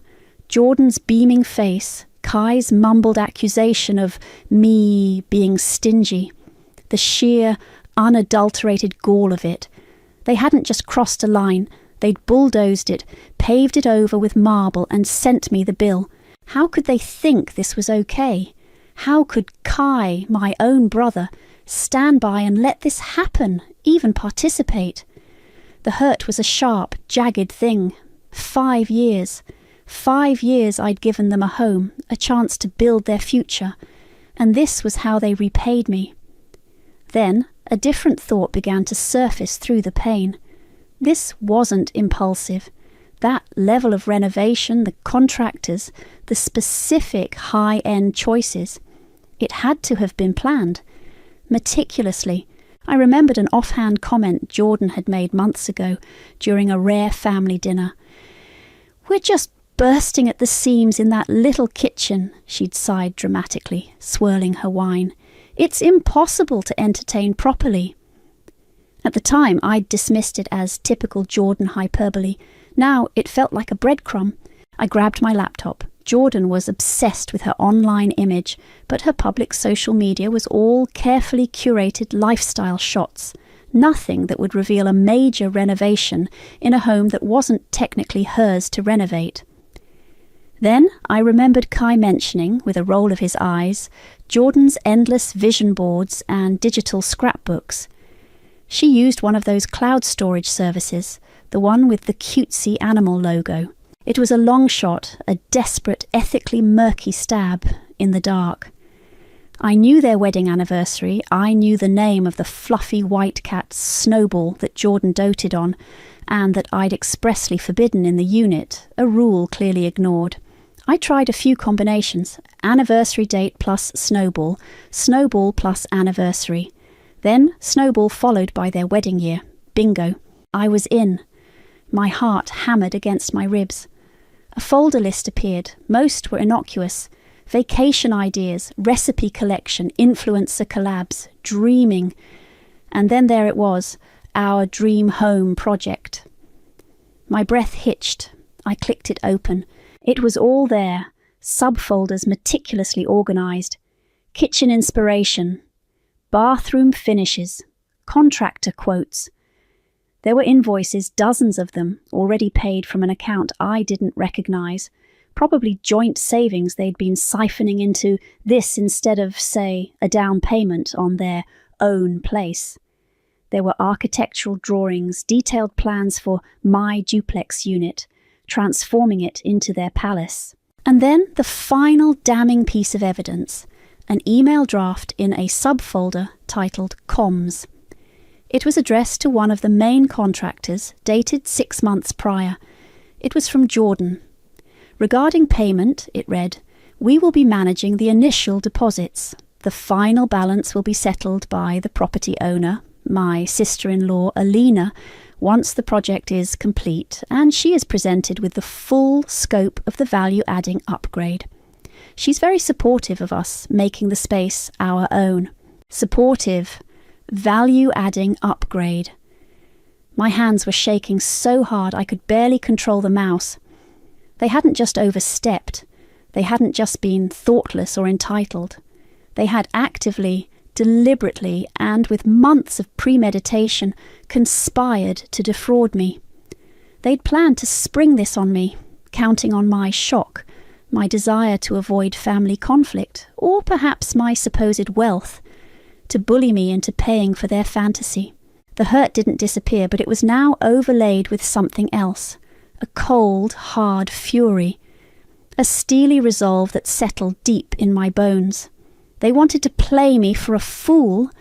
They thought I'd just roll over. I picked up my phone, my fingers surprisingly steady as I dialed. "Amara," I said when my best friend answered, "you are not going to believe what just happened." I laid it all out, the surprise visit, the marble monstrosity, the folder of bills, Kai's accusation. Amara listened, punctuated by gasps and horrified silences. "No freaking way," she breathed when I finished.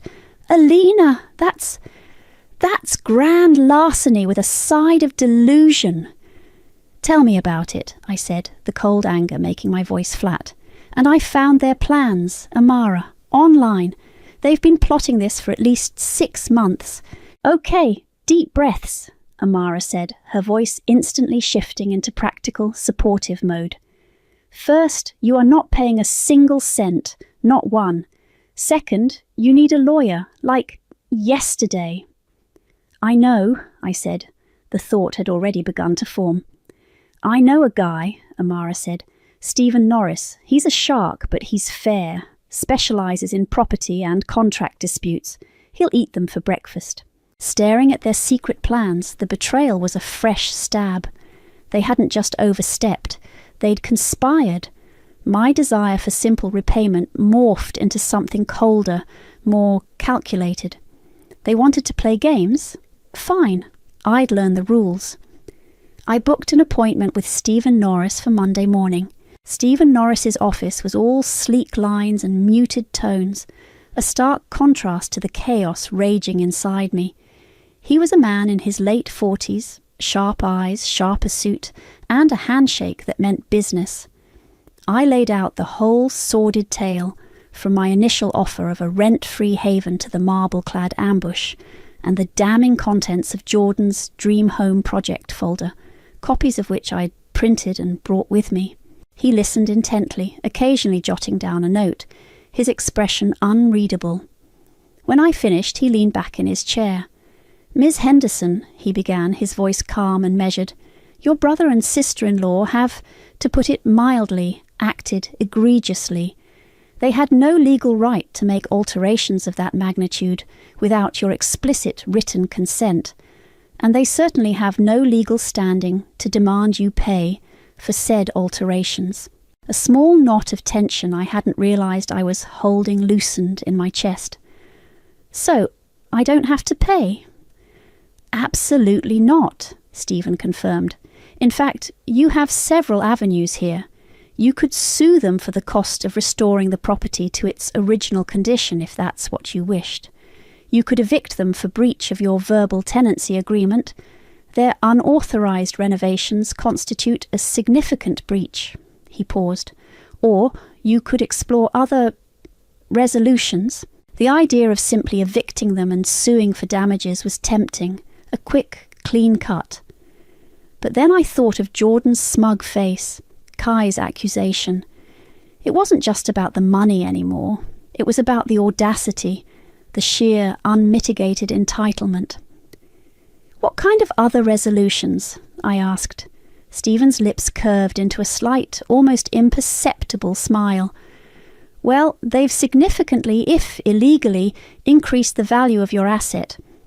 We could certainly leverage that." I left his office an hour later, a plan beginning to take shape, a cold, satisfying counter-offensive. He'd given me clarity and, more importantly, a sense of control I hadn't felt since I'd walked into that renovated nightmare. Meanwhile, back in their marble palace, Kai and Jordan were clearly growing impatient. A few days after my visit, Jordan's text started. "Hey Alina, just wondering about that Reno payment. The contractor for the countertops is asking about the final installment. Let me know when you can transfer." The smiley face was particularly galling. I ignored it. 2 days later, another one.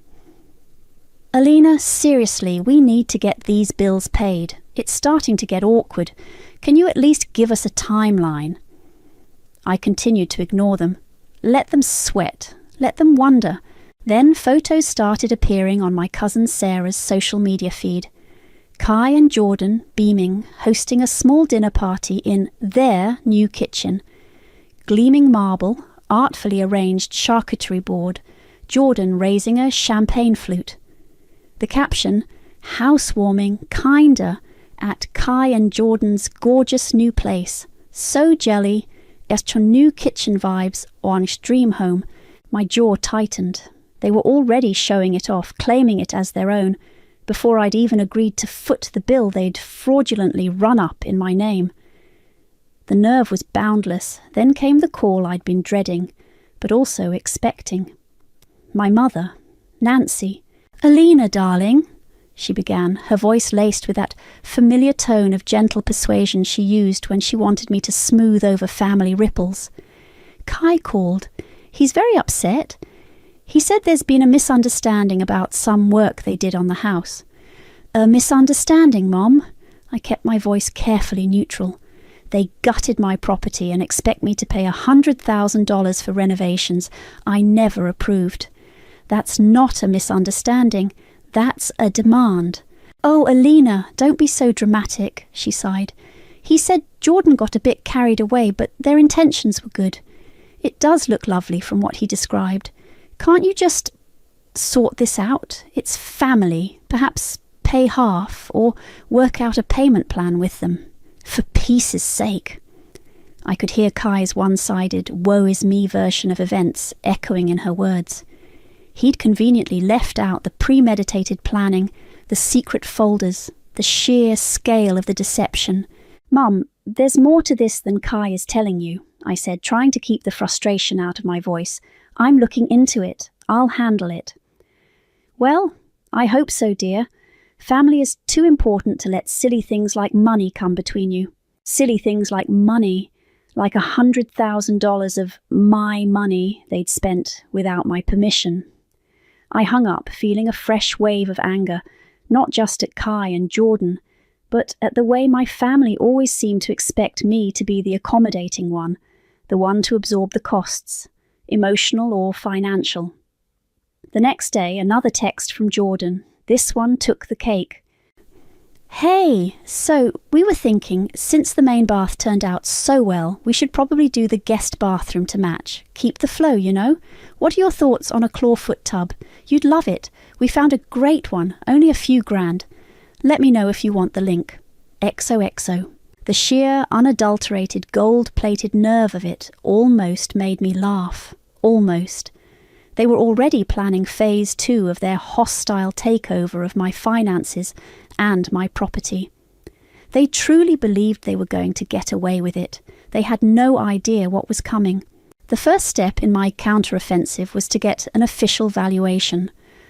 On Stephen Norris's recommendation, I contacted Leah Jensen, a certified appraiser. I met her at a coffee shop near her office, not at the duplex. I didn't want Kai and Jordan getting wind of anything yet. "So, the situation is a little unusual," I began, handing Leah a coffee. "My tenants, who are family, unfortunately, undertook extensive renovations without my consent. They're very high-end." Leah raised an eyebrow. "Unauthorized renovations? That's a messy one. Are we talking new paint, or something more substantial?" "Marble countertops, new layout, luxury appliances, the works," I said. "Professionally done, from what I can tell, just entirely unapproved and unbudgeted by me." "I see," she said, tapping her pen on her notepad. And you need an appraisal reflecting the current state of the property, including these additions? Exactly, I confirmed. As is. I need to know what it's worth now with all their, improvements. Leah was discreet and efficient. She visited the property a few days later, while Kai and Jordan were presumably at their respective day jobs, or, in Jordan's case, curating content. I'd given her a key. She called me that afternoon. "Well, Alina," Leah said, a note of surprise in her voice, "your tenants certainly have expensive taste, and they hired competent, if presumptuous, contractors. The workmanship is surprisingly good for an unauthorized job. The value of your property has increased significantly." She emailed me the official report later that day. The numbers were staggering. The duplex unit, with its unwanted but undeniably luxurious makeover, was now valued at nearly $150,000 more than I'd paid for the entire building 5 years ago. My jaw tightened. They'd spent close to $100,000 of their, or soon-to-be my, money, and, in doing so, had gifted me a substantial bump in equity. The irony was almost painful, yet deeply satisfying. Armed with this concrete valuation, the next phase of my plan clicked into place. A few days later, my phone rang. It was Kai. His voice, when I answered, was dripping with a syrupy, unfamiliar remorse. "Alina, hey, sis, listen, I wanted to apologize about the house and everything." I waited, saying nothing. I could hear faint whispering in the background. Jordan, no doubt, coaching him. Jordan, well, she gets these ideas, you know, and she just runs with them. She got a bit carried away. We both did. We're really sorry if it caused you any stress. Stress? That was one word for it. Financial ruin was another. "We were thinking," he continued, the false sincerity practically oozing through the phone, "maybe we could talk, properly, about the renovations. Maybe we can contribute a little something towards it, you know, help out with the cost. A little something, after they'd presented me with a bill for $100,000. The whispering in the background got a little louder, more insistent. Jordan was clearly feeding him lines. This wasn't an apology. It was a pathetic attempt to gauge my reaction, to see if I was softening, to perhaps trick me into committing to pay something, anything, so they could claim I'd agreed. I almost laughed. Instead, I kept my voice cool, non-committal.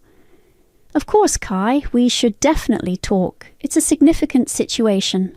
Great, he said, relief evident in his tone. "When are you free? We can come over to your place, or—" "Actually," I interjected smoothly, "why don't you both come over to the house next Saturday, say around 11? We can discuss its future then." "The house? Oh, yeah, sure, that works," he said, a little surprised. He probably expected me to be avoiding the scene of the crime.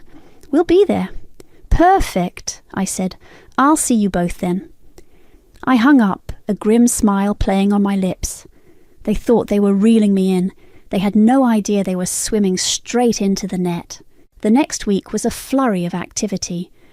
I met with Stephen Norris again. We went over the appraisal, the figures, the strategy. He was thorough, his legal mind dissecting every angle. By the end of our second meeting, we had 2 documents drafted, printed on crisp, official-looking paper. The first was a new lease agreement, a standard rental contract, but with one crucial difference: the monthly rent. It was calculated based on the current fair market value for a newly renovated luxury 2-bedroom unit in that neighbourhood, a figure significantly higher than my mortgage, property taxes and insurance combined, a figure I knew they couldn't possibly afford. The second document was an offer of sale, a straightforward proposal for them to purchase the unit from me. The price? The new, much higher appraised value, reflecting all their hard work and investment. I placed both documents into a neat manila folder. I sent the calendar invite through email. Meeting to discuss property matters.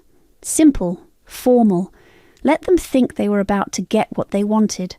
Let them walk in, confident and smug, ready for me to finally cave. The anticipation was a tight coil in my stomach, but it wasn't anxiety, it was the thrill of the hunt. Saturday morning dawned bright and clear, a perfect backdrop for the storm I was about to unleash. I arrived at the duplex a good hour before Kai and Jordan were due, the manila folder heavy in my tote bag. I let myself into their unit, my unit, using the key I still had. The air still smelled faintly of new paint and expensive wood. I walked through the transformed space, my footsteps echoing on the light oak floors. The marble countertops gleamed under the recessed lighting. It was undeniably beautiful, in a cold, show-home kind of way, a monument to their audacity. I felt surprisingly calm. The weeks of anger, hurt, and meticulous planning had distilled into a cold, clear focus. I knew exactly what I was going to do, exactly what I was going to say. There was no room for doubt, no space for wavering. I made myself a cup of tea using their ridiculously high-tech kettle, the kind that could probably launch a rocket if you pressed the wrong button, and sat at the huge marble island. I arranged the documents from my folder neatly in front of me, waiting. At precisely 11 o'clock, I heard their car pull up, footsteps on the stairs, a knock on the door they now treated as their own. "Come in," I called out, my voice even. Kai entered first, looking nervous, his eyes darting around as if expecting a trap. Jordan followed, and any nervousness she might have felt was expertly masked by that familiar, infuriatingly smug expression. She was dressed impeccably, of course, in some sort of cream-coloured cashmere sweater and perfectly tailored trousers. She looked like she owned the place, which, in her mind, I suppose she did. "Alina, hi," Jordan chirped, her smile wide and a little too bright. "Thanks for having us over. So glad we can finally sort this all out." "Kai, Jordan," I greeted them, my tone polite, almost bland. "Please, have a seat." I gestured to the new bar stools tucked under the island. They sat, Kai perching uneasily on the edge of his stool, Jordan settling in with an air of expectation. She glanced at the folder in front of me, a flicker of something triumph in her eyes. She probably thought it contained a cheque, or at least a payment plan proposal heavily weighted in her favour. "Coffee?" I offered, playing the gracious hostess in their stolen palace. "Oh, no, thank you. We're fine," Jordan said, waving a dismissive hand. "We just had brunch." Of course they did, probably at some trendy spot celebrating their impending victory. An awkward silence descended for a moment. I let it hang there, watching them. Kai fidgeted with the strap of his watch. Jordan examined her perfectly manicured nails. Finally, Jordan broke the silence, unable to resist guiding the conversation. "So," she began, leaning forward slightly, her voice conspiratorial, "this place, right? It's just amazing now. Don't you think it finally feels like a real home?" I met her gaze. "It's certainly different," I said, my voice carefully neutral. "Different in a good way," she pressed. "All the agents say kitchens and bathrooms sell houses, Alina. We've basically future-proofed your investment. That marble, Italian, and the appliances are all top of the line, energy efficient too."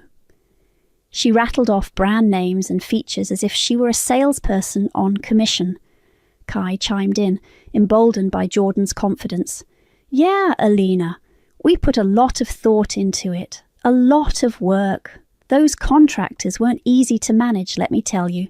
I nodded slowly, letting them talk, letting them dig their own graves a little deeper. I even managed a small, non-committal hum of agreement when Jordan pointed out a particularly hideous and undoubtedly expensive light fixture they'd chosen for the dining area. "Yes," I said when they finally paused for breath, "you've certainly put a lot of work into making it unique." The anticipation in the room was thick enough to spread on toast. They were practically vibrating with it, waiting for me to acknowledge their brilliance, their foresight, and, most importantly, to open my checkbook.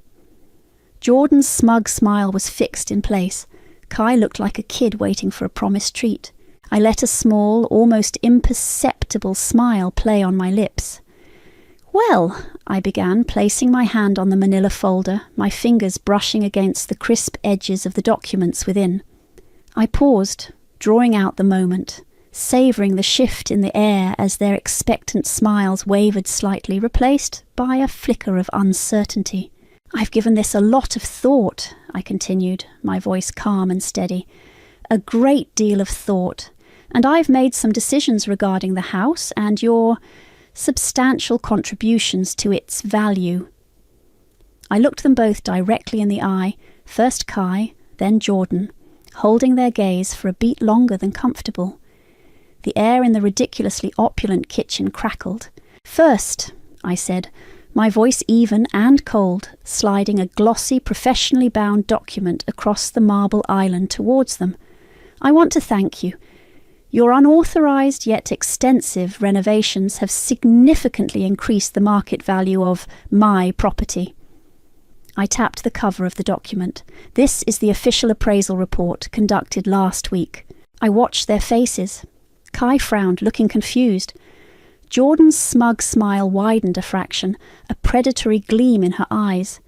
She clearly thought this was the prelude to me capitulating, perhaps even offering them a bonus for their vision. She reached for the report. "So," I continued, my voice dropping a notch, losing any hint of warmth it might have feigned earlier. I slid a second document across the island, this one a standard legal form. "Effective the 1st of next month, your rent will be adjusted to reflect the current luxury market rate for such a beautifully renovated home." I paused, letting the words sink in. "That will be $3,500 per month." Their smiles vanished, instantly, utterly. Jordan's jaw quite literally dropped. Her perfectly lipsticked mouth hung open in a silent O of disbelief. Kai went pale, his eyes widening as he stared at the new lease agreement I'd just presented. Before either of them could recover enough to speak, I pressed on, my voice like ice. "Or, of course," I added, sliding a third document, the purchase offer, towards them, "you have another option. You can purchase the property from me." I gave them a thin, humourless smile. "Given your substantial investment and clear emotional attachment to the place, it only seems fair to offer it to you first." I tapped the purchase offer. "The price, based on the new appraisal which reflects all your wonderful upgrades, is $475,000. Silence. A thick, stunned, suffocating silence filled the room. The only sound was the faint hum of the brand new top-of-the-line refrigerator. Then chaos erupted. "What?" Jordan finally shrieked, her voice cracking. She shot to her feet, knocking her bar stool slightly askew. "You can't do that! $3,500 a month? Are you insane?" "It's the current market rate, Jordan," I replied calmly, though my heart was hammering. "For a unit of this quality, in this location, with these finishes. Your finishes, I might add." But we did all the work," Kai stammered, his face a mask of bewildered outrage. "We paid for it. You can't just charge us rent on our own improvements." "Actually, Kai, you made improvements to my property," I corrected him, my voice still level. "Improvements I never asked for, never approved, and certainly never agreed to pay for. You presented me with a bill for nearly $100,000. I'm merely adjusting the terms of your tenancy to reflect the new reality you've created." "This is outrageous! It's unfair!" Jordan was practically screaming now, her face flushed an ugly red that clashed horribly with her cashmere sweater. "We're family. You're supposed to help us, not extort us." "Extort you?" I raised an eyebrow. "I believe you were the ones who presented me with an unexpected 6-figure bill after conducting major renovations without my permission. I'm offering you choices. Pay the fair market rent for the luxury apartment you've designed for yourselves, or buy it at its fair market value, A value, I remind you, that you yourselves established with your contributions. Kai was shaking his head, looking utterly defeated. We don't have that kind of money, Alina. You know that. We can't afford that rent. We can't afford to buy it. His voice was a desperate whisper. Then perhaps you should have considered that before you decided to play real estate developer with my assets, I said, my patience wearing thin. The cold fury was back, bubbling just beneath the surface of my calm demeanour. Jordan screeched, "You're evil, Alina! This is our home!" Her eyes blazed with a mixture of fury and panic. I met her furious gaze unflinching. "No, Jordan, this is my house, which you treated like your personal ATM and showroom. You made your choices when you forged ahead with this ridiculous, unauthorized renovation. You made your choices when you expected me to just gratefully pay for your lavish tastes. Now you have new ones to make." I stood up, collecting my copy of the documents. "You have 30 days to either sign the new lease agreement or accept the purchase offer. If neither of those options works for you, you have 30 days to vacate the premises." I walked towards the door, leaving them standing there, amidst the splendour they had so arrogantly created, their faces a mixture of shock, disbelief, and dawning horror. The silence that followed my ultimatum was more satisfying than any shouting match could ever have been. The 30 days that followed my ultimatum were a maelstrom. My phone blew up with panicked calls from Kai, his voice alternating between pleading and accusing. "Alina, you can't be serious. We'll be homeless. How could you do this to your own brother?" Jordan, after her initial outburst, resorted to a barrage of texts. They started demanding, "You will regret this, Alina. We have rights." Then shifted to bargaining. Okay, what if we pay you back for the Reno overtime? Like a tiny bit each month, and you keep the rent the same." And finally devolved into desperate, tearful pleas. "Please, Alina, we made a mistake. A huge mistake. Don't do this to us. We'll do anything." They tried to rally the family, of course. My mother, Nancy, called again, her voice tight with distress. "Alina, Philip and I are very concerned. Kai is beside himself. Jordan is a wreck. Can't you find it in your heart to compromise? They're offering to pay you back eventually. This time I was prepared." "Mom," I said calmly, "did Kai tell you they'd been planning this for over 6 months? Did he show you the Dream Home Project folder Jordan kept, detailing how they were going to present me with the bill for their upgrade?" Silence on the other end of the line.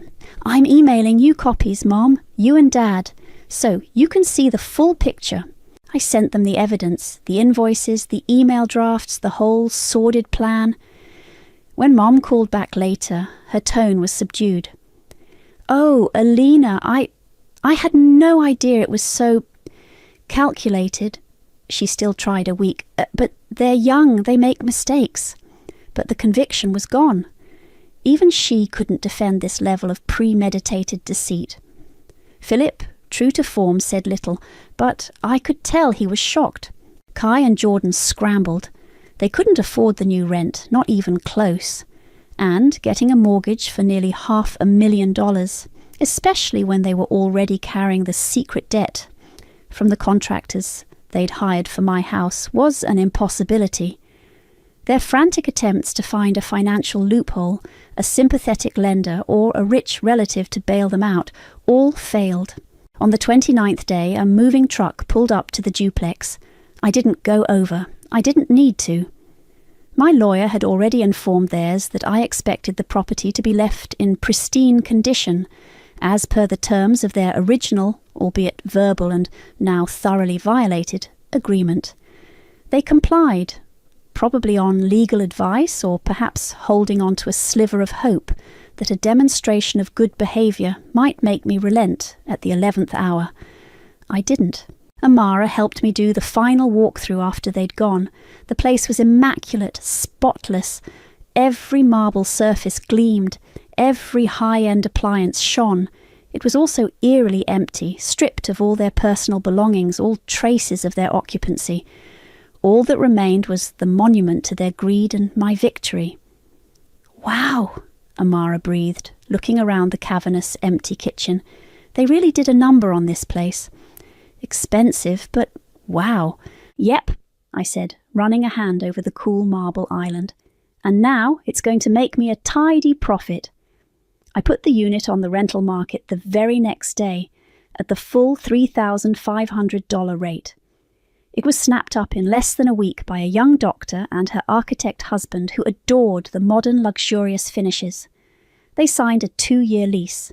The last I heard, through the family grapevine, Kai and Jordan were crammed into a tiny, run-down one-bedroom apartment on the other side of town, the kind of place they'd probably sneered at 5 years ago. Their relationship, already strained by Jordan's expensive tastes and Kai's spinelessness, was reportedly crumbling under the weight of their self-inflicted financial disaster and the mountain of debt they still owed to the contractors. Apparently, those meticulous records Jordan kept didn't extend to actually paying all the final bills once it became clear I wasn't going to. My relationship with Kai is fractured, maybe irreparably. He avoids my calls and family gatherings are tense. My parents are still walking on eggshells around me, a mixture of residual disappointment in Kai and a new wary respect for me. It's not perfect, but a huge weight has been lifted from my shoulders. I stood up for myself. I drew a line in the sand, and when they stomped all over it in diamond-studded stilettos, I made them pay the price. The financial gain from the increased rent is undeniably satisfying. It's more than covering the mortgage and expenses. It's actually building my savings at a rate I'd only dreamed of. But the real satisfaction, the deep, quiet hum of contentment, comes from the karma. They thought they were so clever, so entitled, so much smarter than hard-working, sensible Alina. They thought they could take and then demand more. Instead, they dug their own gold-plated ditch, and I simply handed them the shovels and let them lie in it. Some might call it harsh, but as I cashed that first new rent check, all I could think was that they had every chance to be grateful, to be respectful, to be decent. Instead, they chose greed. And greed, as they learned, has a very steep price, especially when you try to send the bill to someone else. The inheritance check sat untouched on the dining room table like a loaded gun. My brother Ross's words still rang in my ears, each syllable another twist of the knife he'd just planted in my back. I'm Kendra, and until exactly 14 minutes ago, I thought I knew what family meant. "It just makes more sense this way, sis," Ross said, flashing that trademark smile that had gotten him out of trouble since we were kids. With the twins' private school tuition and the new house renovations, "Stop."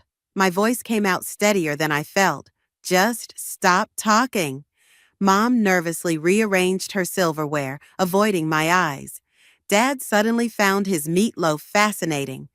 The fancy Sunday dinner spread before us. Mom's attempt at softening the blow now seemed like a cruel joke. "Honey," Mom finally spoke, her voice wavering, "your brother has a family to support. You're doing so well with your career, and you're single. So that makes it okay to give him my inheritance? The money Grandma specifically left for me?" The words tasted bitter in my mouth. Ross leaned forward, all concerned big brother. "Look, I talked it over with Mom and Dad. They agree it's the practical choice. You don't need it like we do." "We?" I laughed, the sound harsh even to my ears. "You mean like you needed that boat last summer? Or the luxury SUV you can barely afford payments on? That's not fair," Ross protested, but I saw the flash of guilt in his eyes. "Kendra," Dad finally spoke up, his tone maddeningly reasonable. "Your brother came to us with a solid plan, the kids' education. Stop using your children as shields, Ross." I turned to Jasmine, his wife, who hadn't said a word. "Did you know about this?" She startled, looking uncomfortable. Ross said, "He said everyone agreed it was best." "Everyone except me, you mean?" I stood up, my chair scraping against the hardwood floor. "The person whose inheritance it actually is." "Sit down, sweetheart," Mom pleaded. "Let's discuss this like adults." Adults? I grabbed my purse. Adults don't go behind their daughter's back to steal her inheritance. Adults don't manipulate their parents into betraying their own child. Ross stood too, reaching for my arm. "You're being dramatic. It's just money." I jerked away from his touch. Just money? It was Grandma's final gift to me. She wanted me to have security, independence. But you couldn't stand that, could you? "That's not true." But his protest sounded hollow. "You know what the worst part is?"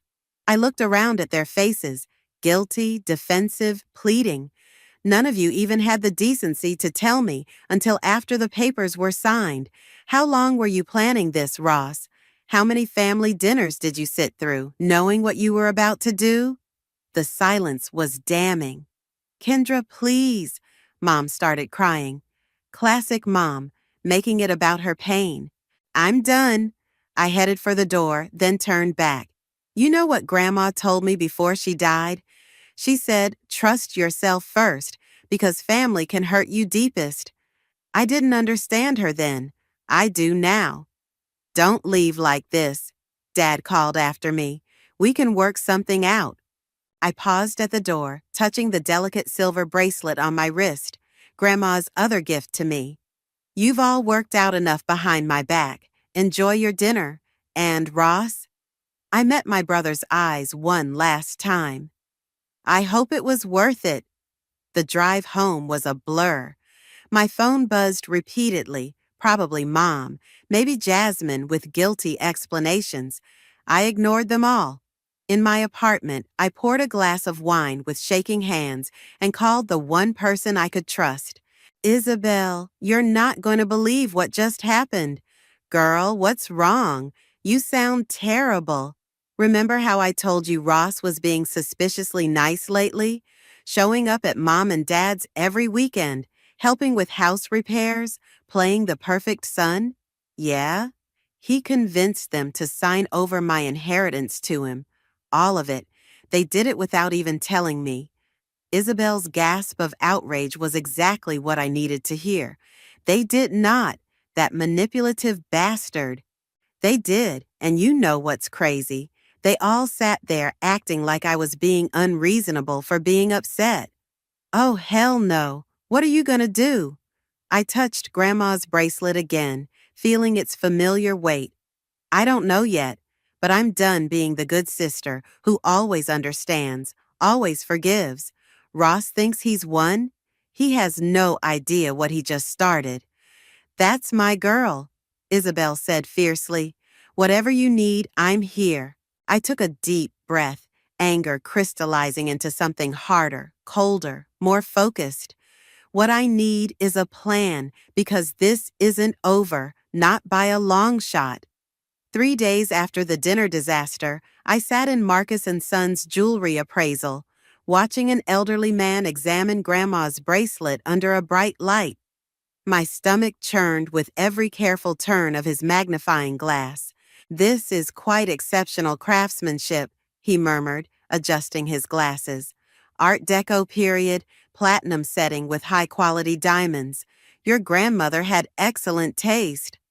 I swallowed hard. "She did. May I ask why you're selling?"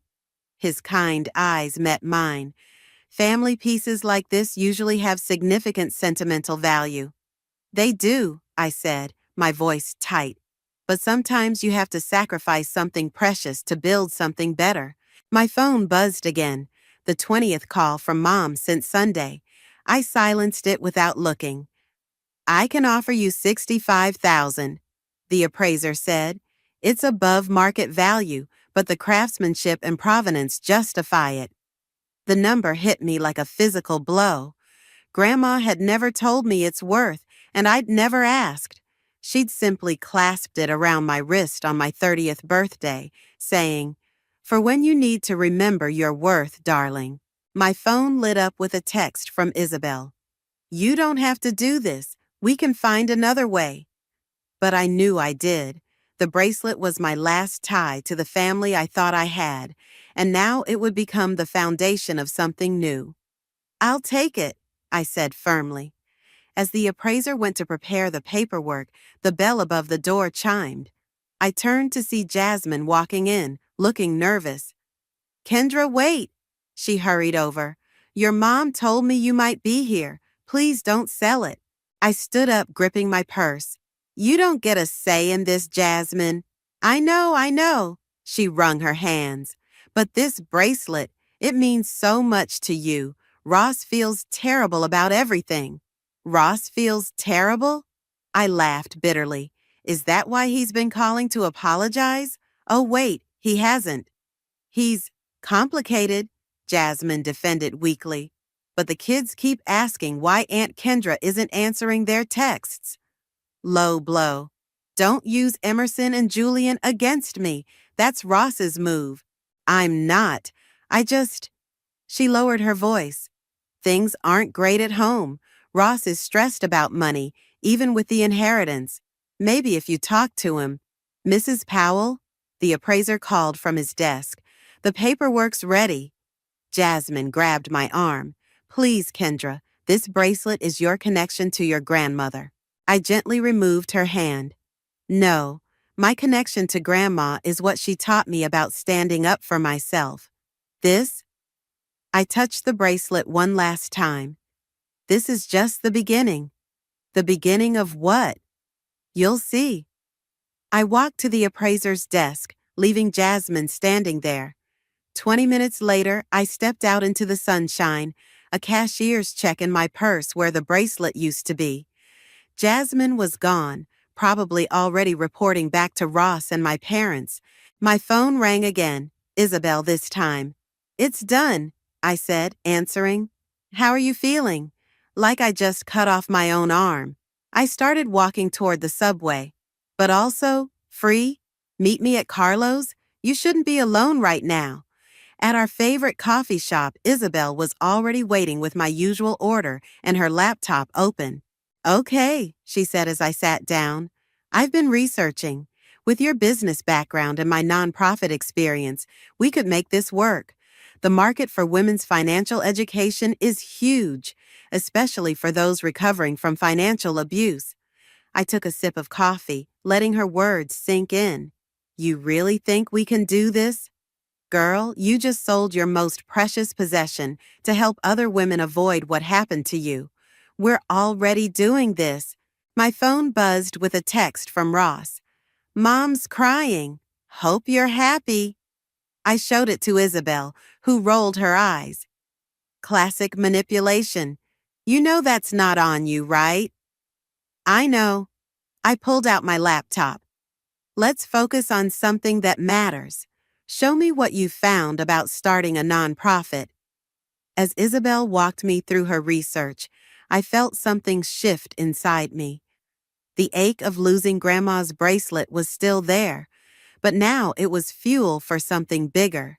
First thing we need is a name, Isabel said, poised to type.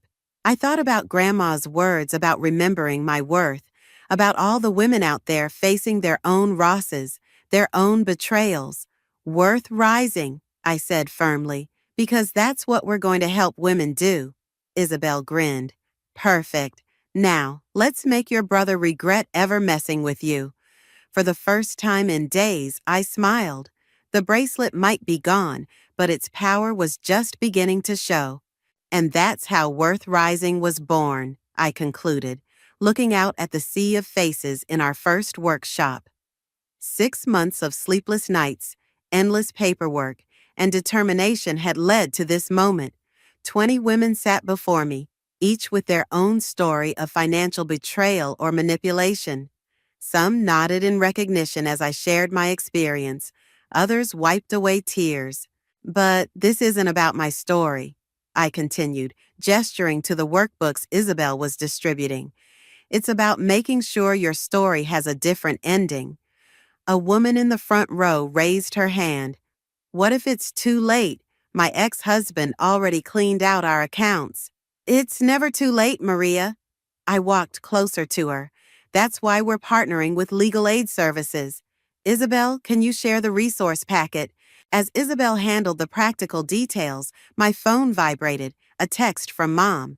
Your father's birthday dinner is Sunday. Please come. We miss you. I switched off the screen. 6 months of minimal contact had been harder than I'd expected, but necessary. Kendra? Another participant spoke up. How did you deal with the anger? I'm so mad at myself for being stupid. Stop right there, I interrupted firmly. You weren't stupid. You were trusting. There's a difference. The people who abuse that trust, they're the ones who should feel stupid. After the workshop, Isabel and I were packing up when a young woman approached us. Her hands trembled as she clutched her purse. I'm Sarah, she said quietly. I've been sleeping in my car for 2 weeks. My boyfriend, he convinced me to put everything in his name. Said it was for tax purposes. Isabel and I exchanged glances. This was exactly why we'd started Worth Rising. Sit down, Sarah, I said, pulling out a chair. Let's talk about your options. 3 hours later, Sarah had a place at our partner shelter, an appointment with our legal team, and a spark of hope in her eyes that hadn't been there before. That's number 12, Isabel said as we watched Sarah leave. 12 women we've helped get back on their feet. Not enough, I replied, checking my email, but it's a start.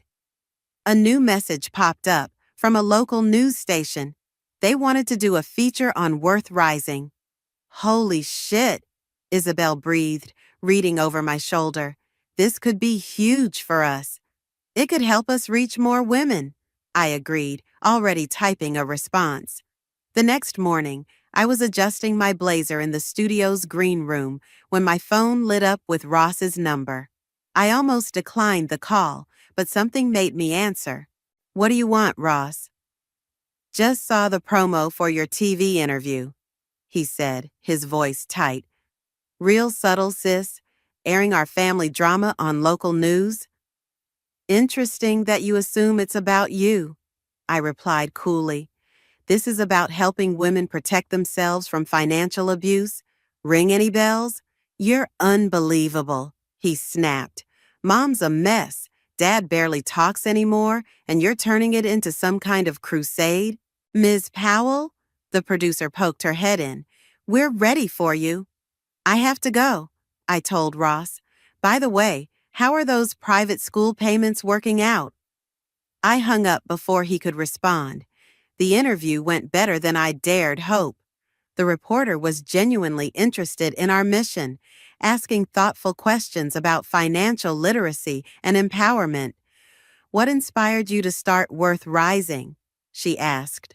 Sometimes, I said, looking directly into the camera, the worst betrayals can lead to the best revelations. Every woman deserves to know her worth isn't determined by anyone else's actions. By that evening, our website had crashed from too many visitors. Isabel called in a panic. We've got over 300 emails. Women asking for help, offering to volunteer, wanting to donate. I sat down hard on my couch. How many can we help? With this response, we'll need to expand, maybe open satellite offices. She paused. Kendra, we're going to need more funding. I know someone who owes me an inheritance, I said dryly. Girl, no, Isabel laughed. Think bigger. I've got a meeting set up with the Women's Foundation tomorrow. They're interested in partnering. My doorbell rang. Outside stood Jasmine, looking uncomfortable. I saw your interview, she said before I could speak. I need to talk to you about Ross. The look in her eyes told me everything I needed to know. Karma was finally making its first appearance. Come in, I said, stepping aside. Tell me everything. As Jasmine walked past me, I caught a glimpse of my reflection in the hallway mirror. No bracelet on my wrist anymore, but something stronger had taken its place. Purpose. Jasmine's hands shook as she clutched her coffee mug. The credit card companies keep calling. Ross changed our phone numbers twice, but they keep finding us. I sat across from her in my living room, processing her words. How bad is it? Bad. She pulled out a crumpled envelope from her purse.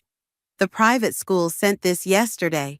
They're threatening to remove the kids if we miss another payment. What happened to the inheritance money? I asked, already suspecting the answer. Jasmine's laugh was hollow. Gone. All of it. Ross said he was investing in some amazing opportunity, something about cryptocurrency and real estate. Of course he did. I remembered Ross's get-rich-quick schemes from college. Some things never changed. That's not even the worst part. Jasmine lowered her voice, though we were alone. I found paperwork in his office. He took out a second mortgage on the house without telling me, used my signature. My head snapped up. He forged your signature? He said it was just temporary, that the investment would pay off any day now. Tears spilled down her cheeks. Emerson needs braces. Julian's having anxiety attacks about changing schools, and I can't even buy groceries without checking our balance 3 times. My phone buzzed. Isabel texting about tomorrow's Worth Rising workshop. The irony wasn't lost on me. Why didn't you come to me sooner? I asked softly.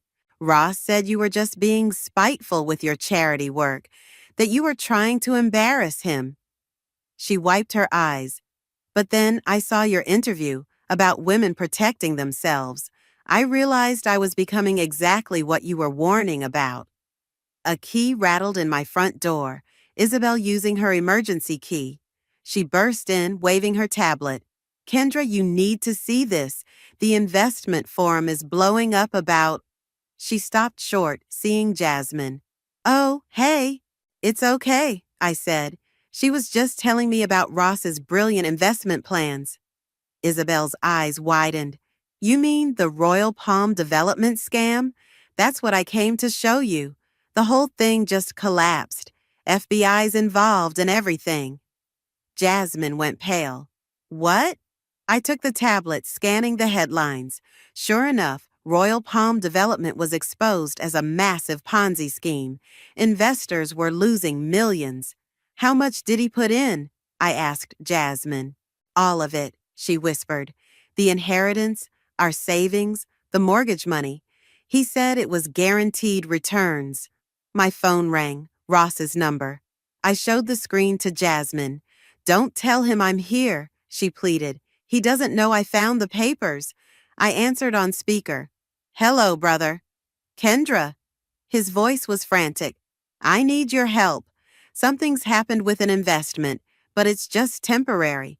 If you could loan me some money, like you loaned me my inheritance. Damn it, this isn't a joke, he was shouting now. The kids' school, the house payments. I need $80,000 by Friday. Isabel made a choking sound. Jasmine covered her mouth. That's funny, I said calmly. Last time we talked, you said I was being dramatic about just money. What changed? Please, his voice cracked. I'm begging you, help me fix this. Fix what, Ross? The investment scam? The forged documents? The lies to your wife? Silence. Then, Jasmine's with you, isn't she? Goodbye, Ross. Wait.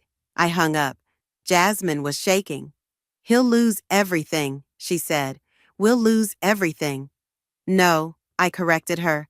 He lost everything. You still have choices. Isabel sat down beside her. Worth Rising has resources, legal aid, financial advisors, support groups. We can help you protect yourself and the kids. Ross will never forgive me. Ross forged your signature and gambled away your children's future, I reminded her. His forgiveness isn't the priority here. My phone started ringing again, Mom this time. Ross just called us, she said when I answered. He's crying, saying you're turning Jasmine against him. What are you doing? What am I doing? I repeated incredulously. Ask your perfect son what he's done with the inheritance you helped him steal. Check the news about Royal Palm Development.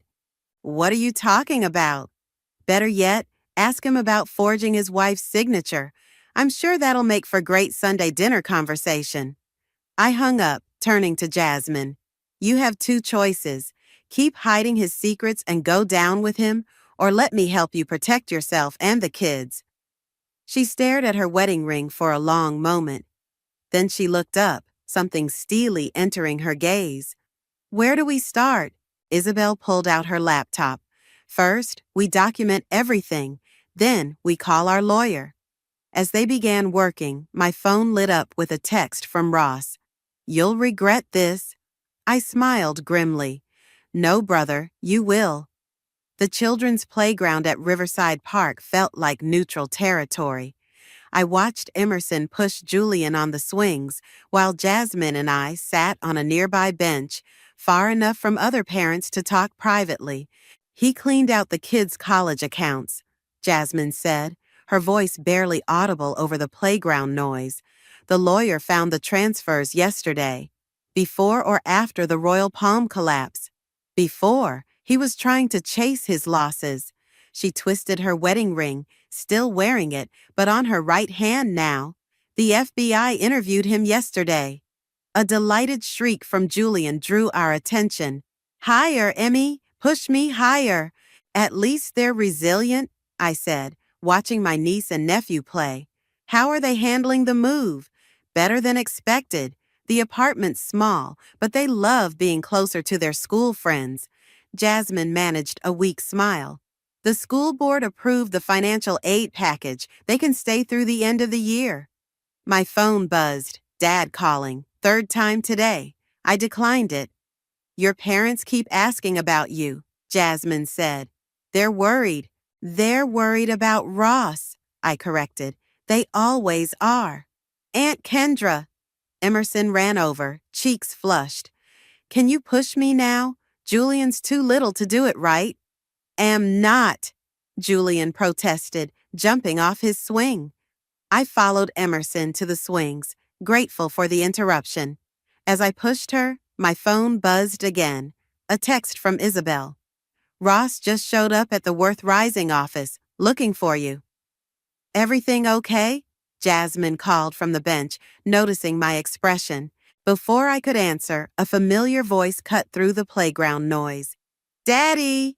Julian shouted, running toward Ross, who stood at the park entrance looking disheveled in a wrinkled suit.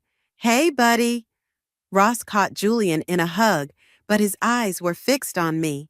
Emmy, come here. I missed you guys. Emerson jumped off the swing midair, making my heart lurch. Daddy, are you coming home? Jasmine stood up, tension visible in every line of her body. Ross, this isn't the time. When is the time, Jazz? His voice cracked. You won't answer my calls. You took the kids. You took everything else, she shot back. I can fix this, he insisted, still holding Julian. I have a new opportunity. Stop. I stepped between them. Not here, not in front of the kids. Stay out of this, Kendra. You've done enough damage. Damage? I laughed incredulously. That's rich coming from you. Mommy? Julian's lower lip trembled. Why is everyone fighting? Jasmine moved quickly, gathering both kids. Let's go get ice cream, okay? Daddy and Aunt Kendra need to talk. Once they were out of earshot, Ross rounded on me.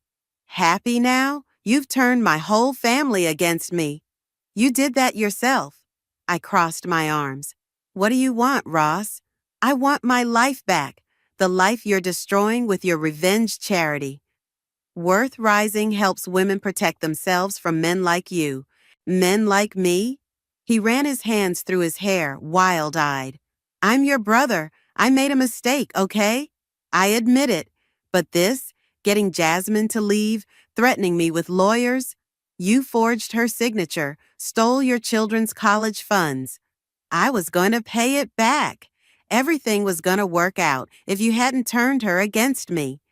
A mother nearby gathered her children, hurrying away from our increasingly heated exchange. The FBI doesn't investigate mistakes, Ross. Neither does the SEC. His face crumpled. I need help, Kendra. Real help. Not your public humiliation campaign. Funny how you only admit that after you've lost everything. Please. He grabbed my arm. You're my sister. Despite everything, that has to count for something. I looked at his desperate face, remembering the brother who'd taught me to ride a bike, who'd threatened my first boyfriend, who'd cried at our grandmother's funeral. It does count for something, I said quietly, removing his hand. That's why I'm not pressing charges for showing up at my office. But if you ever come near Worth Rising again, that will change. So, that's it? You're choosing your revenge over family? No, Ross. I'm choosing justice over enabling. There's a difference. I started walking away, then turned back. You know what the saddest part is? If you just asked for help in the first place, instead of stealing and lying, I would have given it freely. Kendra, wait. Goodbye, Ross. Get a good lawyer. You're gonna need one. As I walked toward the ice cream shop where Jasmine and the kids waited, my phone buzzed with a text from Mom. How could you do this to your brother? I typed back, how could you do this to your daughter? Then I blocked both their numbers, wiped my eyes, and put on a smile for my niece and nephew. They'd seen enough family drama for one day. Some bridges, once burned, can never be rebuilt. But sometimes that's exactly what needs to happen. The total damages amount to approximately $1.2 million, the FBI agent said, sliding documents across my office desk. Your brother's involvement in the Royal Palm scheme was substantial. I stared at the numbers, each digit hammering home the scale of Ross's deception. Beside me, Isabel took rapid notes while our lawyer, Monica, studied the paperwork. And you're certain about the forged documents? Monica asked. Multiple counts, the agent confirmed. We've already identified 8 separate instances of signature forgery, including his wife's and 2 business partners. My phone lit up with a text from Jasmine. Ross's lawyer called. He wants to make a deal. Ms. Powell, the agent leaned forward, your organization's work with financial fraud victims has been invaluable to our investigation. We'd like to discuss the possibility of a formal partnership with Worth Rising. Before I could respond, my office door burst open. Dad stood there, looking older than I'd ever seen him. Kendra, we need to talk. His eyes darted to the agent's badge. Alone. Mr. Powell, we're in a meeting. Monica started, but I held up my hand. It's okay. I stood up. Let's take this outside. In the hallway, Dad paced like a caged animal. Your mother's in the hospital. My stomach dropped. What happened? Anxiety attack. The doctor says it's stress-related. He stopped pacing to face me. This has to stop, Kendra. Your vendetta is destroying our family. My vendetta? I kept my voice low, aware of the thin walls. Ross committed federal crimes, Dad. He stole from his own children. He made mistakes. No, a mistake is bouncing a check. This was calculated fraud. He's facing prison time. Dad's voice cracked. Your brother could go to jail because of you. Because of me? I laughed bitterly. I didn't force him to join a Ponzi scheme. I didn't make him forge signatures or steal his kids' college funds. But you're the one helping the FBI build their case. I'm helping Jasmine protect herself and her children. Remember them, your grandchildren. Dad deflated slightly. Of course I remember, but there has to be another way. If we all just sit down together, like we did when Ross convinced you to give him my inheritance. The old pain surfaced. How did that family meeting work out? That's not fair. None of this is fair, Dad. But at least now Ross is facing consequences for his actions, maybe for the first time in his life. My phone buzzed. Isabel texting that the FBI agent needed to leave soon. Go see Mom, I said softly. Tell her I'm sorry she's hurting, but I won't stop doing what's right just because it's hard. You sound just like your grandmother. Dad's voice was tired. Good. She was the only one who taught me to stand up for myself. Back in my office, the FBI agent was gathering his papers. One more thing, Miss Powell. Mr. Ross's lawyer has approached us about a plea deal. They're suggesting your testimony could influence the terms. I felt the weight of the moment. Ross's fate, partially in my hands. Exactly what I'd wanted, wasn't it?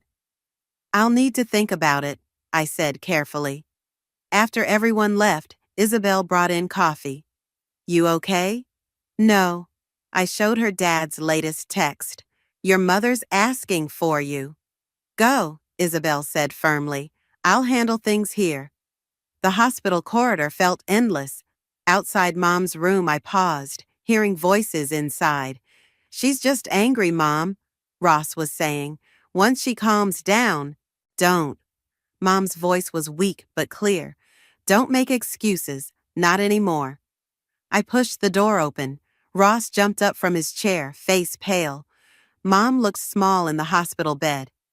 Kendra, she whispered, you came. Ross moved toward the door. I'll give you two. Stay. Mom's command stopped him. Both of you sit down, please.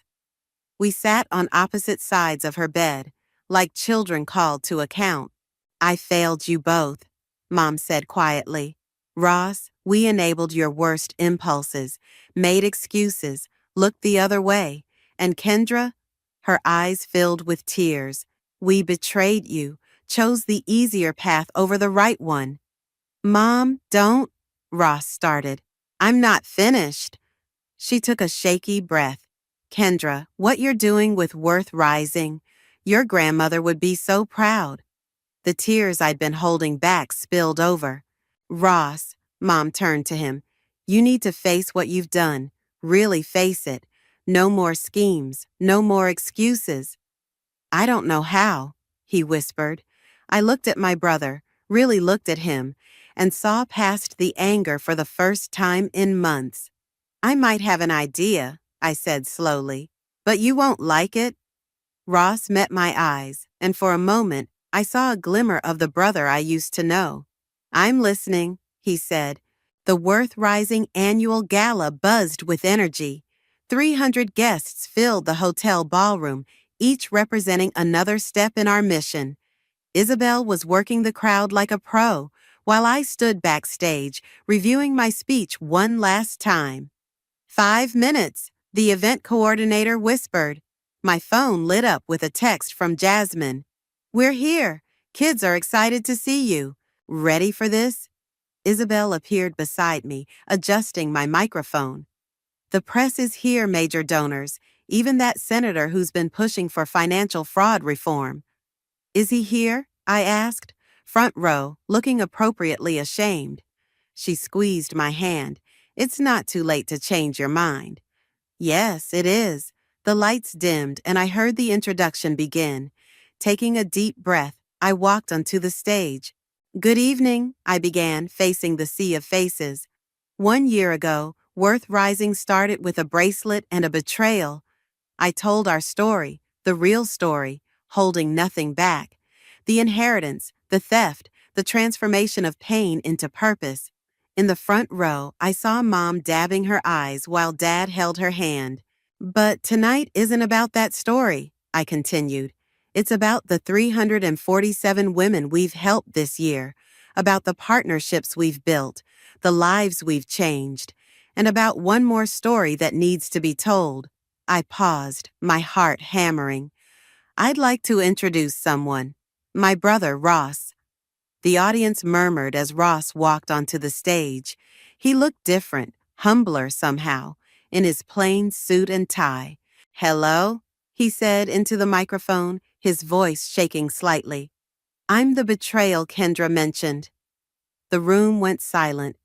I stole from my sister, manipulated my parents, forged documents, lost everything, including my family's trust. He swallowed hard. And now, as part of my plea agreement and my personal commitment to make amends, I'm here to tell you exactly how I did it. For the next 15 minutes, Ross laid bare every manipulation, every lie, every tactic he'd used. The audience sat riveted as he explained how he'd convinced our parents, how he'd hidden his tracks, how he'd justified each step. I'm not asking for forgiveness, he concluded.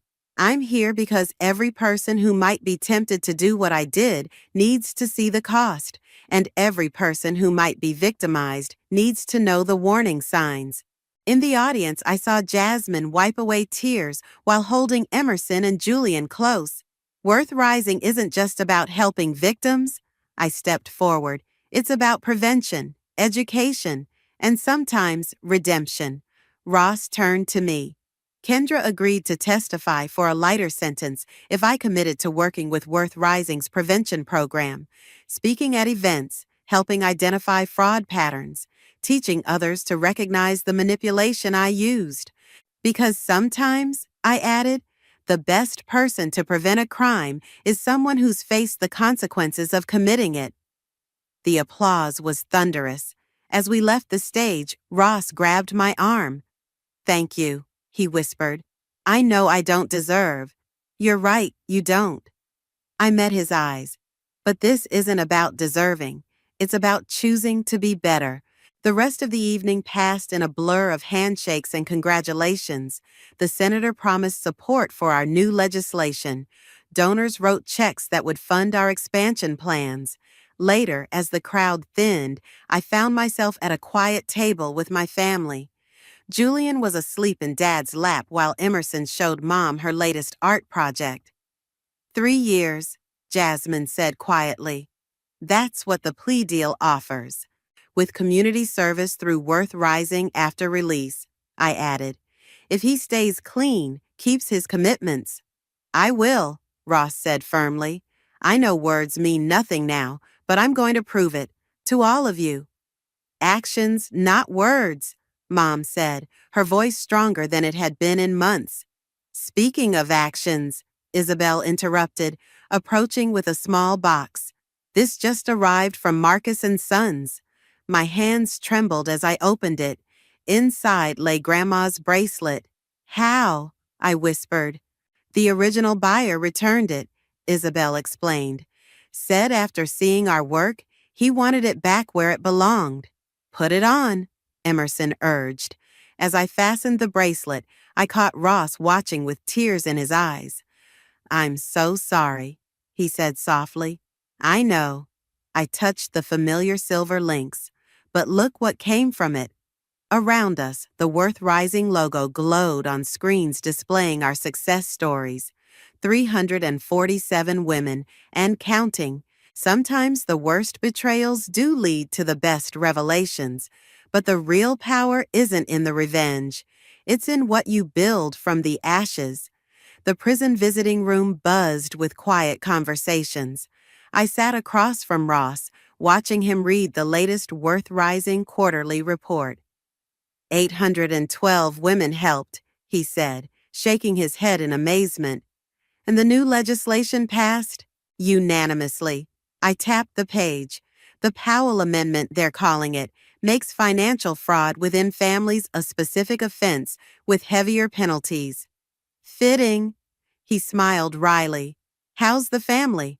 Emerson made honor roll again. Julian's anxiety is better. The therapy's really helping. And Jasmine, I hesitated. She's seeing someone. Ross nodded slowly. Good. She deserves to be happy. You've changed, I observed. Prison has a way of stripping away the bullshit. He closed the report. The men in my financial literacy class, they remind me of who I used to be. All excuses and justifications. How many are in the program now? 23. They come in thinking they're the victims, leave understanding the real damage they caused. He leaned forward. That's why I wanted to see you today. I have a proposal. I raised an eyebrow. Last time you said that, I know, I know. He laughed, a real laugh, something I hadn't heard in ages. But this is different. The warden thinks Worth Rising's prison program could work in other facilities. She wants to expand it. We're already stretched thin. Let me run it. His eyes were earnest. Once I'm out, I know these men, Kendra. I know their mindset, their excuses. I can reach them. I studied him carefully. You're serious about this. Dead serious. No salary, no benefits. Just the chance to prevent others from making my mistakes. My phone buzzed. A text from Mom. Dinner at 6, bringing the kids. Don't be late. Speaking of mistakes, Ross nodded at my phone. How are things with Mom and Dad? Better, different. I showed him the text. We're all learning new ways to be family. Without the manipulation and enabling? Exactly, I smiled. Mom's actually volunteering at our crisis hotline now. Says it helps her understand where she went wrong with us. And Dad? Still quiet but present. Really present, not just physically there. I checked the time. I should go. Family dinner. Wait. Ross pulled out an envelope. Could you give this to Jasmine? It's not about getting her back or anything. Just some things I need to say. I took the envelope, remembering another family dinner that felt like a lifetime ago. Your proposal? I said, standing. Let me talk to Isabel and the board. No promises, but that's all I'm asking. He stood too. Hey, Kendra, remember when we were kids and I promised to always protect you? Right before you pushed me into the pool? He laughed again. Yeah, I failed at that promise, spectacularly. But watching you now, you never needed my protection. You needed me to get out of your way so you could soar. The guard called time.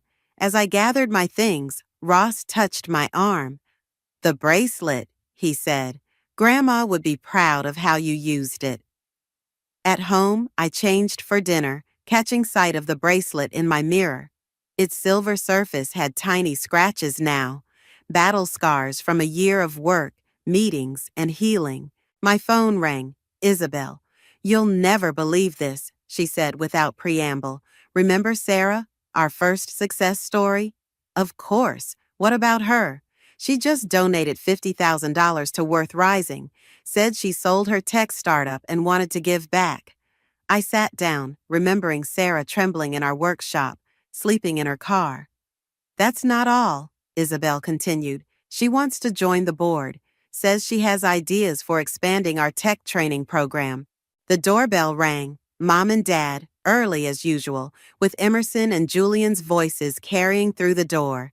Got to go, I told Isabel. Family dinner. The healthy kind this time? Getting there. I opened the door to hugs and chatter, the smell of Mom's lasagna, Dad's quiet smile. As we settled around my dining table, the same one where Ross had announced his betrayal, I touched my bracelet. Some people say living well is the best revenge. They're wrong. The best revenge is building something so powerful, so meaningful, that the original wound becomes just another building block in your foundation. Aunt Kendra? Julian tugged my sleeve. Tell us the bracelet story again? I smiled, looking around at my rebuilt family. Well, it starts with a betrayal, but that's not where it ends. Because sometimes the end of one story is just the beginning of a better one. The eviction notice trembled in my hands as I stared at my husband's signature scrawled across the bottom. Not a copy, his actual signature in blue ink, as casual as if he were signing a birthday card. My house keys didn't work anymore. The locks had been changed. I'm Holly, and this was how I discovered my husband of 8 years had sold our home without telling me. Gordon? I called out, my voice echoing through our, no, not our anymore, front porch. The spare key under the potted plant was gone too. Through the window, I could see my suitcase sitting in the middle of the empty living room floor. My phone buzzed. A text from Gordon. Had to make an executive decision, honey. Market was too good to pass up. Your things are packed. The new owners move in next week. I read it 3 times, each time feeling the rage build higher in my chest. Executive decision? Like I was some employee he could steamroll? With shaking fingers, I called my sister Annabelle. "Come get me," I managed to say when she answered. "Gordon sold the house." "He what?" Annabelle's voice shot up an octave. "Without telling you?" "There's an eviction notice. My suitcase is inside. I can't even get to it. I'm coming right now. Don't move." 20 minutes later, Annabelle's beat-up Subaru pulled into the driveway. Her partner Maya was with her, thank God. While Annabelle hugged me, Maya, who worked as a locksmith, assessed the new locks. "Standard deadbolt," Maya said. "Give me 5 minutes." "Is this even legal?" Annabelle asked, still holding me. "Does it matter? He did it anyway." I wiped my eyes, refusing to cry. 8 years, Belle. 8 years, and he doesn't even have the decency to discuss it with me? Maya had the door open in 3 minutes flat. The house echoed emptily as we stepped inside. Most of the furniture was gone. My suitcase sat in the middle of the floor like a sacrifice with a note taped to it. "Honey," I read aloud, "I know you'll be upset, but this is for the best. The market's hot and we made a killing. I've moved most of our things to storage. Take what you need for now. We'll talk tonight. Love, G." "For the best?" Annabelle snatched the note from my hands. The audacity of this man! I opened the suitcase. He'd packed some of my clothes. All wrong, of course. No underwear, no toiletries, just random dresses and pants thrown together. "You're staying with us," Maya said firmly. No discussion. My phone buzzed again. "Gordon, don't be dramatic about this. It's just business." "Just business," I repeated, showing them the text. "Our home is just business." "Call Camila," Annabelle suggested, referring to my best friend. "She works in real estate. She'll know if this is even legal." I nodded, but before I could dial, another text came through. This one from Xavier, Gordon's childhood friend. "Hey Holly, Gordon told me about the house. Great deal, right? You must be thrilled." That's when it hit me. Xavier knew before I did. Gordon had told his friend about selling our house, but hadn't bothered to tell his own wife. "I need to get some things," I said, heading upstairs. The master bedroom was stripped bare except for a few boxes labeled Holly's stuff in Gordon's hasty scrawl. As I grabbed what I actually needed, I found our wedding photo still hanging on the wall. Gordon's smile looked different now. Not loving, but smug. Like he'd won something. "Found this in the kitchen," Maya called up. She appeared in the doorway holding a stack of papers. "Looks like closing documents. They're dated 3 weeks ago." 3 weeks. He'd been sitting on this for 3 weeks, watching me water the garden, paint the guest room, plan our future in a house he'd already sold. "Holly," Annabelle said softly, "what are you going to do?" I took one last look at our wedding photo, then carefully took it off the wall. The frame came apart easily in my hands. Behind our smiling faces, I found what I was looking for, a USB drive Gordon thought I didn't know about. He'd hidden it there 2 years ago, thinking he was so clever. "First," I said, pocketing the drive, "I'm going to call Camila, then I'm calling Turner." "Turner? The lawyer?" Annabelle raised an eyebrow. "Gordon wants to talk business?" I grabbed my properly packed bag and headed for the door. "Let's talk business." As we pulled away from the house, my phone buzzed one final time. Gordon again. "Don't forget, dinner at 7. We'll discuss the new arrangement." I turned off my phone. Gordon had no idea what kind of arrangement was coming. "He's been siphoning money for months," Camila said, scrolling through my banking app. We sat at her kitchen table, laptops open and papers spread everywhere. "Look at these transfers. Small amounts, but frequent. Always just under 5,000 to avoid flags." My hands clenched around my coffee mug. Where was it going? "An account I can't access." She pointed to a recurring transfer label. "But whatever BGI Holdings is, it's been getting regular payments since January. 3 hours had passed since I'd left my former home. Annabelle and Maya had dropped me at Camila's, knowing she'd know exactly what to do. They weren't wrong.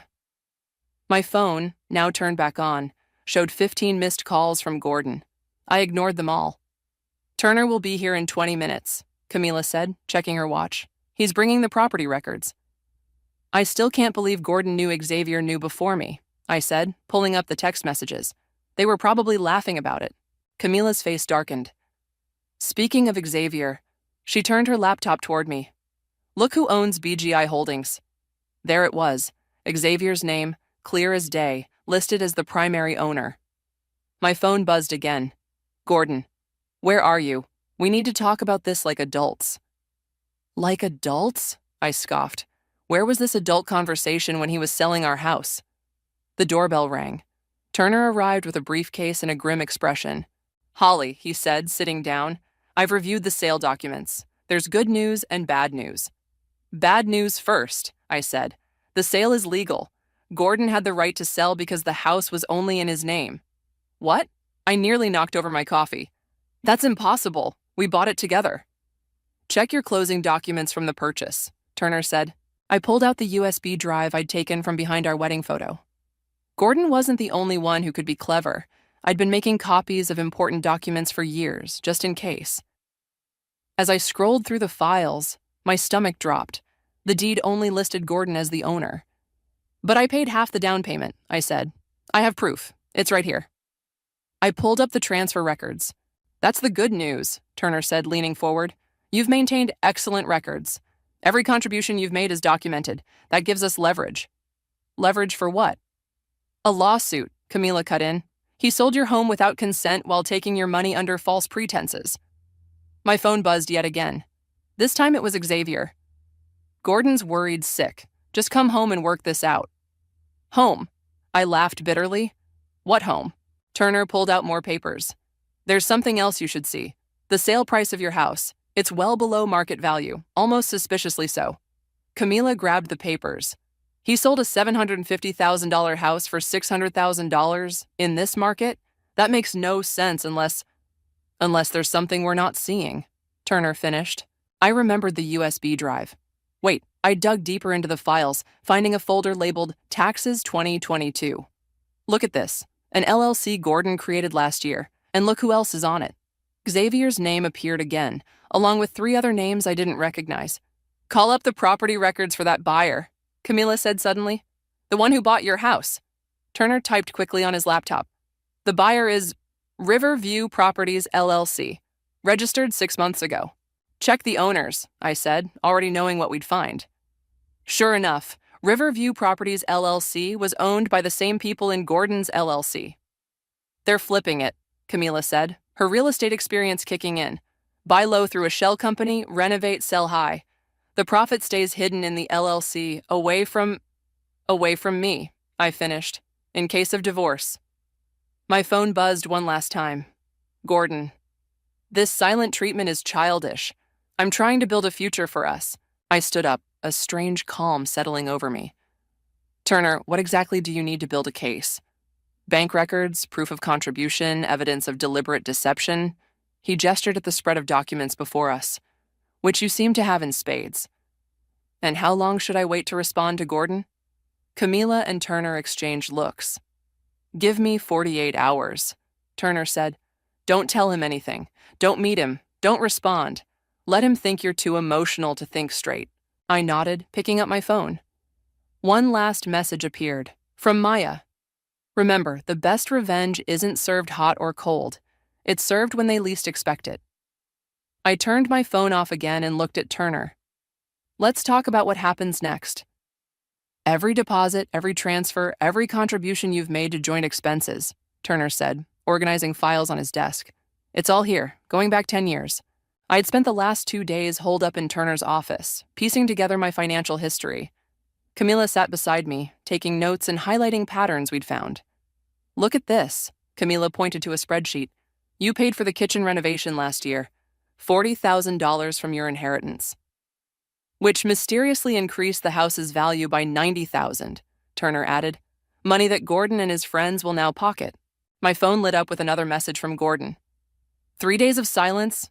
"Real mature, Holly. I'm starting to lose my patience." "He's getting nervous," Camila observed. "Good." A knock at the door interrupted us. Maya walked in, carrying a stack of papers.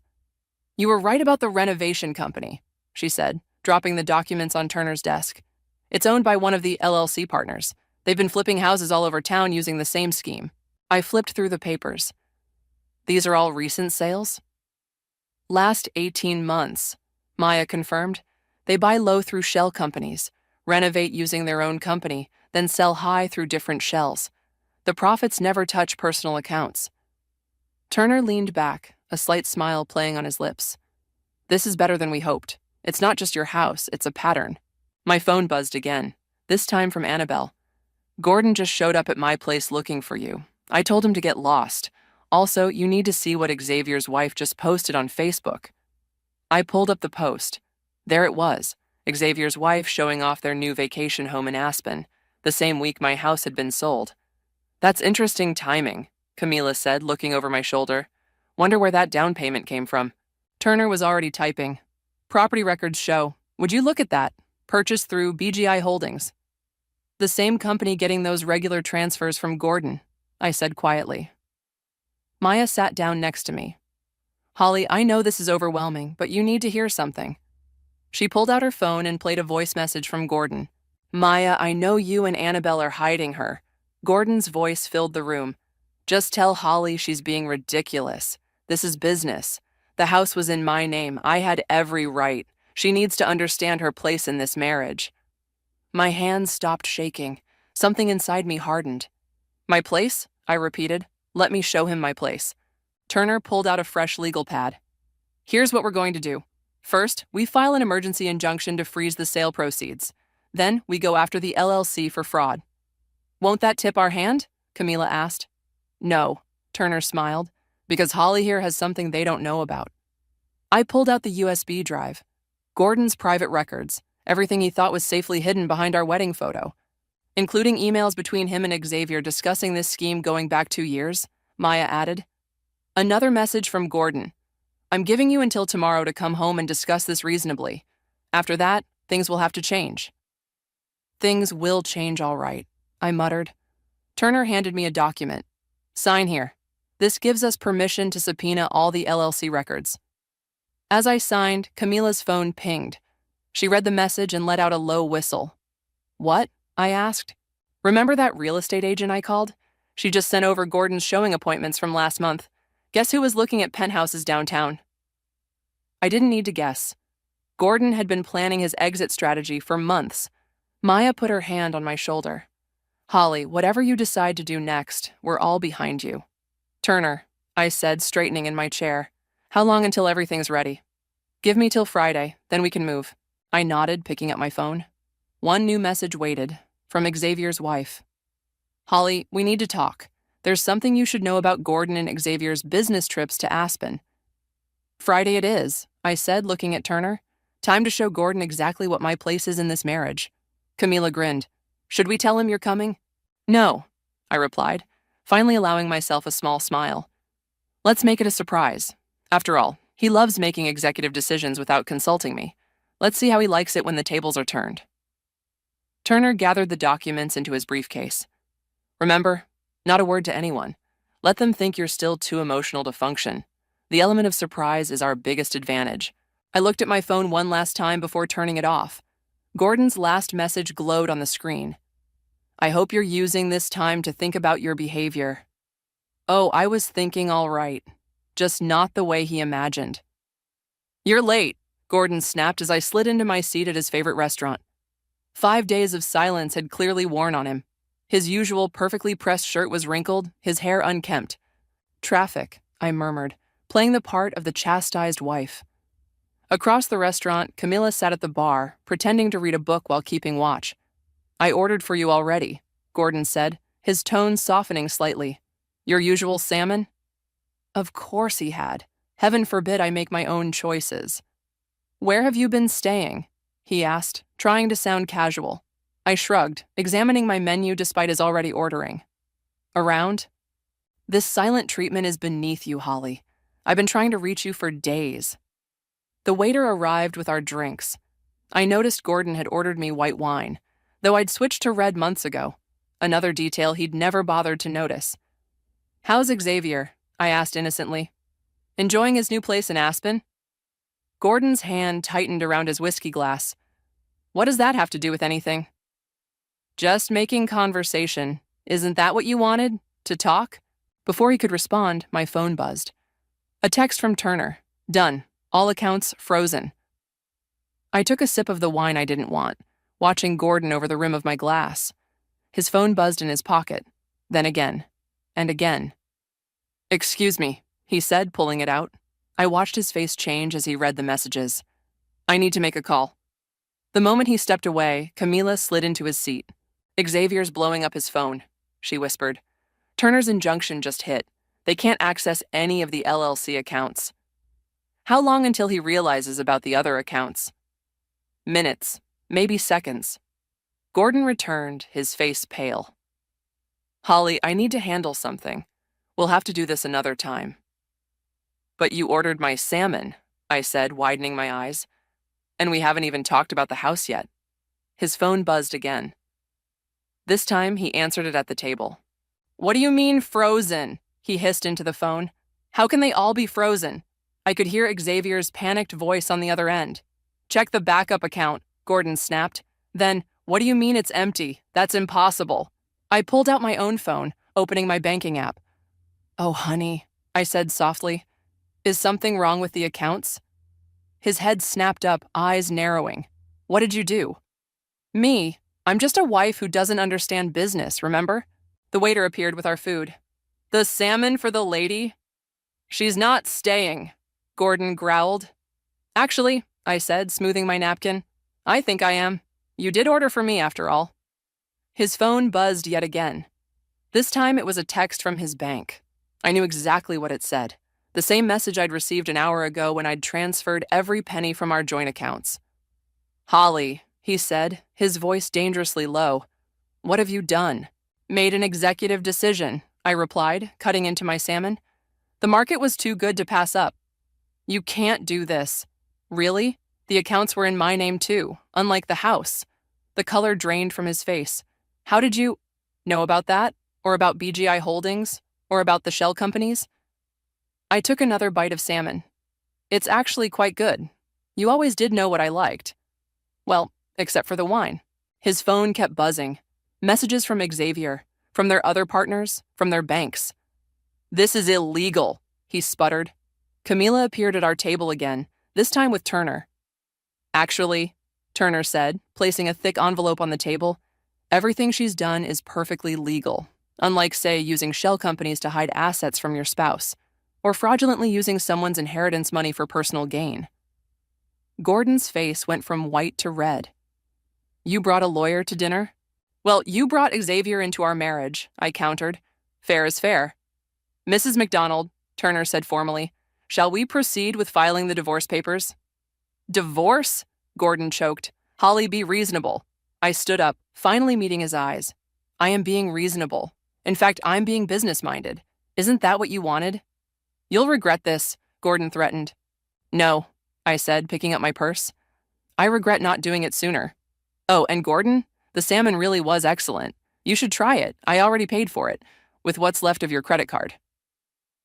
As I walked out with Turner and Camila, I heard Gordon's phone buzz one final time, a message from Xavier's wife. We need to talk about the women you brought to Aspen. The night wasn't over yet. They're scrambling, Camila said, scrolling through her phone. We sat in Turner's office the next morning, watching the aftermath unfold. Xavier's wife is posting cryptic messages about trust and betrayal. She's tagged every partner's wife in them. The LLC's lawyer has been trying to reach me since dawn, Turner added, checking his messages. They're offering to negotiate. I sipped my coffee, feeling strangely calm. Too late for that. My phone lit up with a text from Maya. Gordon just tried to get into your old house. The new owners called the police. He's unraveling, Annabelle said from her perch on Turner's windowsill. Good. Another message popped up, this one from Xavier's wife, Jessica. Holly, I'm ready to talk. Meet me at Riverside Cafe in an hour? I showed the message to Turner, who nodded. Go, but wear this. He handed me a small recording device, just in case. The cafe was quiet when I arrived. Jessica sat in a corner booth, looking nothing like her perfectly polished Facebook photos. Her eyes were red, her designer handbag clutched tight against her chest. Thank you for coming, she said as I sat down. I should have told you sooner. Told me what? She pulled out her phone, hands shaking. I found these last month. Didn't know what to do with them. She slid the phone across the table. Photos filled the screen, Gordon and Xavier at various locations, always with different women. The timestamps matched their supposed business trips. There's more, Jessica said, her voice breaking. The houses weren't just for flipping, they were party houses, I finished, The pieces clicking into place. That's why they sold below market value. They needed places that couldn't be traced back to them. She nodded.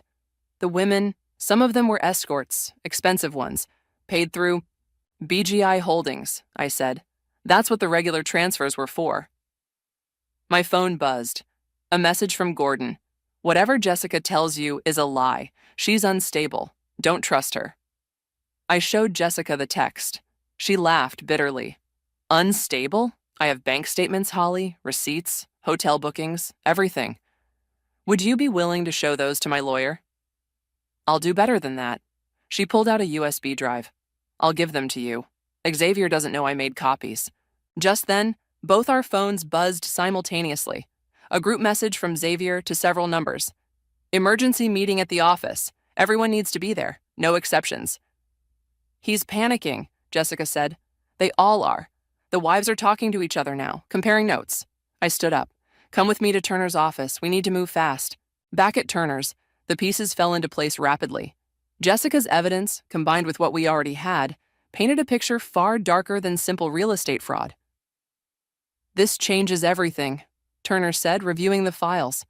We're not just looking at civil charges anymore. This is criminal territory. My phone hadn't stopped buzzing. Messages from Gordon grew increasingly desperate. Holly, we need to talk. This has gone too far.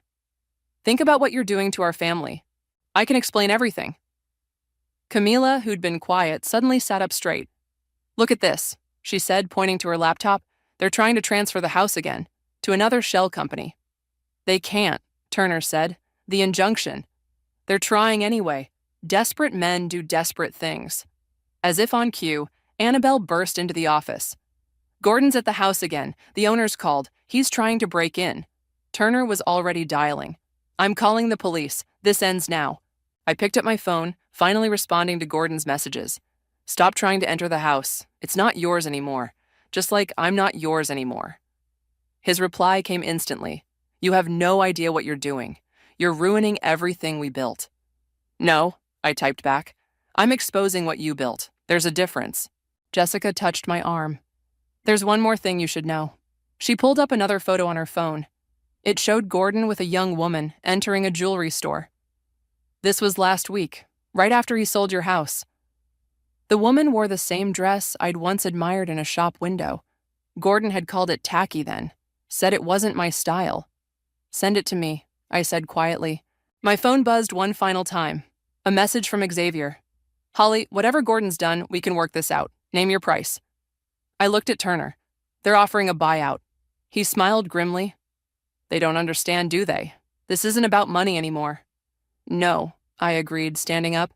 It's about justice, and it's time they learned the difference. Jessica straightened in her chair. What's next? I checked my watch. Their emergency meeting starts in an hour. Should we show up uninvited? Turner gathered his files. Let's give them a meeting they'll never forget. The elevator doors opened to the 12th floor of Xavier's office building. Gordon's voice echoed down the hallway, sharp with panic. What do you mean you can't reverse it? He shouted. Call them again. I walked toward the conference room, Turner and Jessica flanking me, Camila bringing up the rear. Through the glass walls, I could see Gordon pacing while Xavier sat with his head in his hands. 3 other men, their business partners, huddled around a laptop. Ready? Turner whispered. I pushed open the door. Hope we're not interrupting. The room fell silent. Gordon froze mid-stride. Holly, Xavier recovered first, standing up. This is a private meeting. Private like the houses? Jessica stepped forward. Or private like the escorts? Xavier's face went ash white. Jess, what are you— Sit down, Turner commanded, his voice cutting through the tension. All of you, now. The men exchanged glances but complied. Gordon remained standing. You can't be here, he said, but his voice wavered. I pulled out a chair at the head of the table. Actually, I can. You see, I'm now a majority stakeholder in BGI Holdings.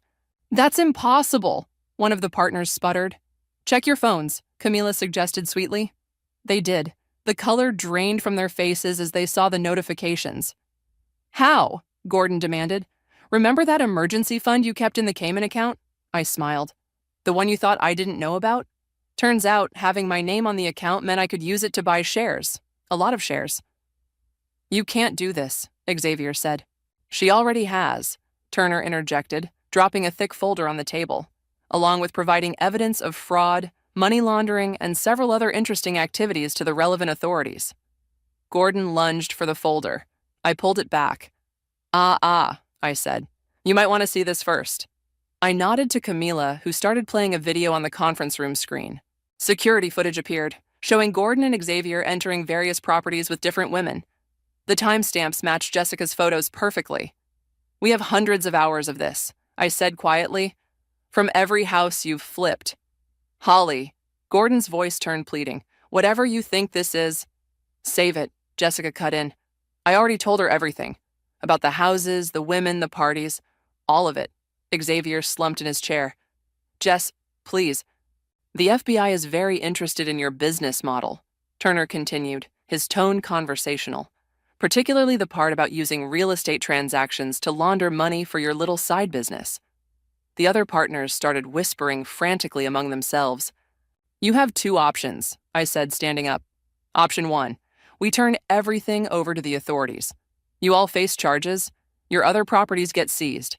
Your wives find out exactly what kind of business meetings you've been having. Option 2, one of the partners asked weakly. You sign everything over. The properties, the companies, all of it. Walk away with enough to start over, but not enough to maintain your current lifestyles. That's blackmail, Gordon snarled. No, Turner corrected. It's negotiation. Your specialty, isn't it? My phone buzzed. A message from Annabelle. Police just arrested Gordon's friend trying to break into the house again. Want me to press charges? I showed the message to Gordon. Sending friends to do your dirty work now? You're bluffing, Xavier said suddenly. You wouldn't risk losing everything in a legal battle. I pulled out one final document. Remember that prenup you made me sign, Gordon? The one that said I get nothing if I'm unfaithful? I slid the paper across the table. Turns out it works both ways. And unlike you, I have proof. Gordon grabbed the paper, his hands shaking as he read. You have 1 hour to decide, Turner announced. After that, we go to the authorities. You'd destroy everything? Gordon asked, his voice barely a whisper. Just for revenge? I leaned across the table. No, honey, I'm just making an executive decision. The market for justice is too good to pass up. As we turned to leave, Jessica stood up. I'm going with them, she told Xavier. The divorce papers will be filed today. Jess, wait. Oh, I paused at the door. Gordon? That young woman you bought the diamond bracelet for last week? The one in the red dress? I smiled sweetly. She works for us. Consider the photo she took our insurance policy. The last thing I saw as the door closed was Gordon's face crumpling as he realized just how completely he'd been outplayed. In the elevator, Camila checked her watch. 59 minutes until their world implodes. Unless they take the deal, Jessica added. They'll take it, I said confidently. Men like them always choose self-preservation over pride. Turner's phone buzzed. First partner's lawyer just called. They're ready to negotiate. I smiled. Right on schedule. Sign here and here. Turner pointed to the marked lines. Initial these pages. Gordon's hand trembled as he signed the documents. Across the conference table, Xavier and the other partners did the same, their lawyers hovering nervously behind them. 3 days had passed since our confrontation. We were back in the same conference room, but the power dynamic had shifted dramatically. That's the last of the property transfers, Turner announced, collecting the papers. BGI Holdings is now officially under new management. You've ruined us, Xavier muttered, not meeting anyone's eyes. No, Jessica corrected from her seat beside me. You ruined yourselves. We just exposed it. My phone buzzed with a message from Annabelle. The moving truck's just finished at the house. Everything's out. Gordon looked up sharply at the sound. Where are my things? In storage, I replied coolly, just like you did with mine. The access code will be sent to your lawyer. What am I supposed to do now? His voice cracked. Where am I supposed to go? Funny, I said.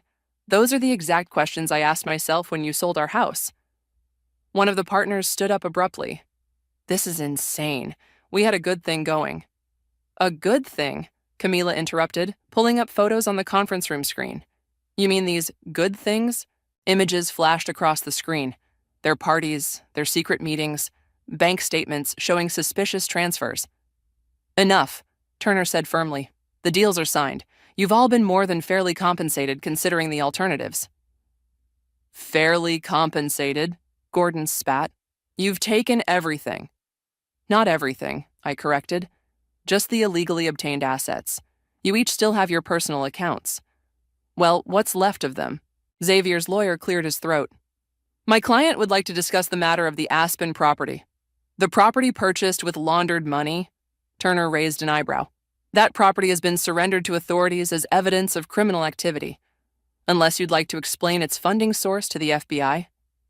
The lawyer fell silent. My phone buzzed again. This time from Maya. Police just called. They're ready to move on the other properties whenever you give the word. I showed the message to Turner, who nodded.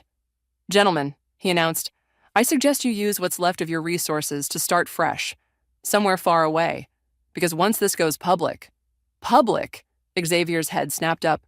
We promised not to press charges, Jessica cut in. We never promised silence. Gordon stood up, his chair scraping loudly against the floor. Holly, please, we can work this out. We can start over. Like you were planning to start over with that girl in the red dress?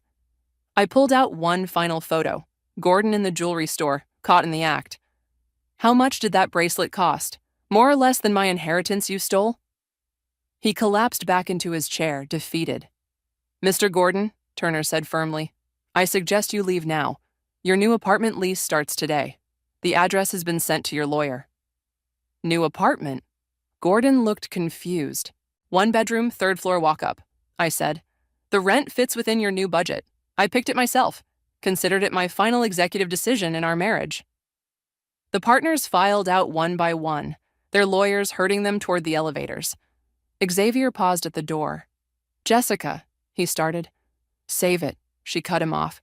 The divorce papers are being filed this afternoon. Your things will be gone by the time I get home. Gordon was the last to leave. He stopped beside my chair. I never meant, he began. Yes, you did, I interrupted. You meant every bit of it. You just never thought I'd fight back. The door closed behind him with a final click. Well, Camila said into the silence. That was satisfying. Turner gathered his briefcase. The properties will be sold at market value. The proceeds will be split among the victims of their scheme. And the houses they used for their parties? Jessica asked. Evidence in an ongoing investigation, Turner smiled. The authorities are very interested in their guest lists. My phone lit up one last time. A message from Gordon. I'm sorry. Too little, too late. Ready to go? Camila asked, standing up. I looked around the conference room where my marriage had effectively ended, where justice had finally been served. Just one more thing, I said, pulling out an envelope. Inside was the USB drive I'd taken from behind our wedding photo, Gordon's secret insurance policy that had become his downfall. I dropped it in the shredder. Now I'm ready. As we walked out, Jessica linked her arm through mine. What next? I smiled. I hear the real estate market is looking up. Maybe it's time to buy a new house. One that's all mine? Perfect, I said, signing the final document. The keys to my new house clinked as Turner handed them over. Congratulations, he smiled. This one's all yours. No hidden surprises, no secret partners. Camila bounced excitedly beside me. Can we see it now?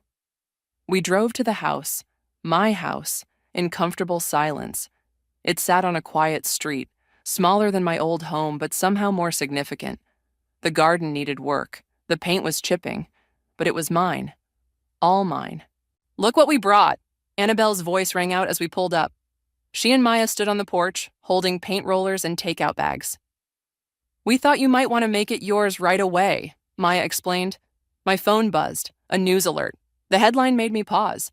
Local real estate scheme exposed. Multiple arrests made. They actually did it, Jessica said, reading over my shoulder. She'd arrived with a bottle of champagne and determination in her eyes. They tried to start the business up again in another state. Not very smart, Turner noted, pulling up the full article. The FBI was watching their every move. Speaking of moves, Camila interrupted. Gordon's girlfriend, the one in the red dress, just testified against him. Turns out she was working with 3 other escort agencies they'd used. I unlocked the front door, letting everyone in. The empty rooms echoed with possibility. Paint first or food first? Annabelle asked, holding up the rollers. Actually, I said, there's something else first. I pulled out a small box from my bag. Inside was a framed photo, not my wedding photo this time, but a new one taken last week. It showed all of us. Me, Annabelle, Maya, Camila, Jessica, even Turner, celebrating the final court victory. Where should we hang it? Maya asked. Right here. I pointed to the living room wall, where everyone can see it. As Maya hung the photo, my phone buzzed again. A message from Gordon's sister. He's asking about you, says he wants to apologize properly. I showed it to the others. Delete it, Jessica advised, like I deleted Xavier's 100 messages of regret. Already done, I said. Some chapters need to stay closed. We ordered pizza, opened Jessica's champagne, and started painting the living room. The color, a bold terracotta, was nothing like the safe beige Gordon had insisted on in our old house. Have you seen the latest property listings? Camila asked, rolling paint onto the walls. The houses they used for their parties are being converted into women's shelters. The Justice Department approved it this morning. Good, I said firmly. Something positive should come from all this. Turner's phone rang. He stepped out to take the call, returning with a satisfied smile. That was the prosecutor, he announced. Gordon and Xavier took plea deals. They're looking at significant time. The others too. How long? Jessica asked quietly. 5 to 7 years. Plus restitution to all affected parties. Maya raised her champagne glass. To karma. To friendship, Annabelle added. To new beginnings, Jessica chimed in. To executive decisions, I finished, clinking my glass with theirs. As the evening wore on, we painted and planned. Jessica talked about the support group she'd started for women in similar situations. Camila shared ideas for a real estate advocacy program. Maya and Annabelle discussed their upcoming wedding. You know what's funny? I said, stepping back to admire our work. Gordon always said I was bad at making decisions, that I needed his guidance. And now look who's guiding who, Camila grinned. My phone buzzed one final time. An email from the Justice Department. Victim restitution program, first payment processed. What will you do with it? Turner asked. I looked around at my new home, at the family I'd chosen, at the life I'd rebuilt. I'm thinking of starting a foundation, I said, for women who need help getting out of bad situations, legal aid, housing assistance, that sort of thing. Count me in, Jessica said immediately. Me too, Camila added. Us three, Maya said, hugging Annabelle. Turner pulled out his business card. You'll need a good lawyer.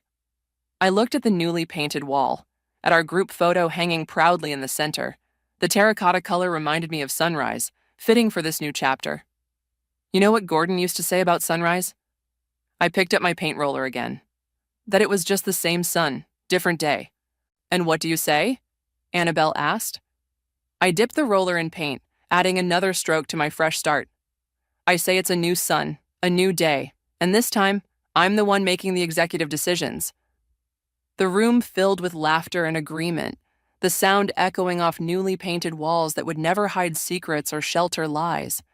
Just truth, justice, and the family I'd found along the way.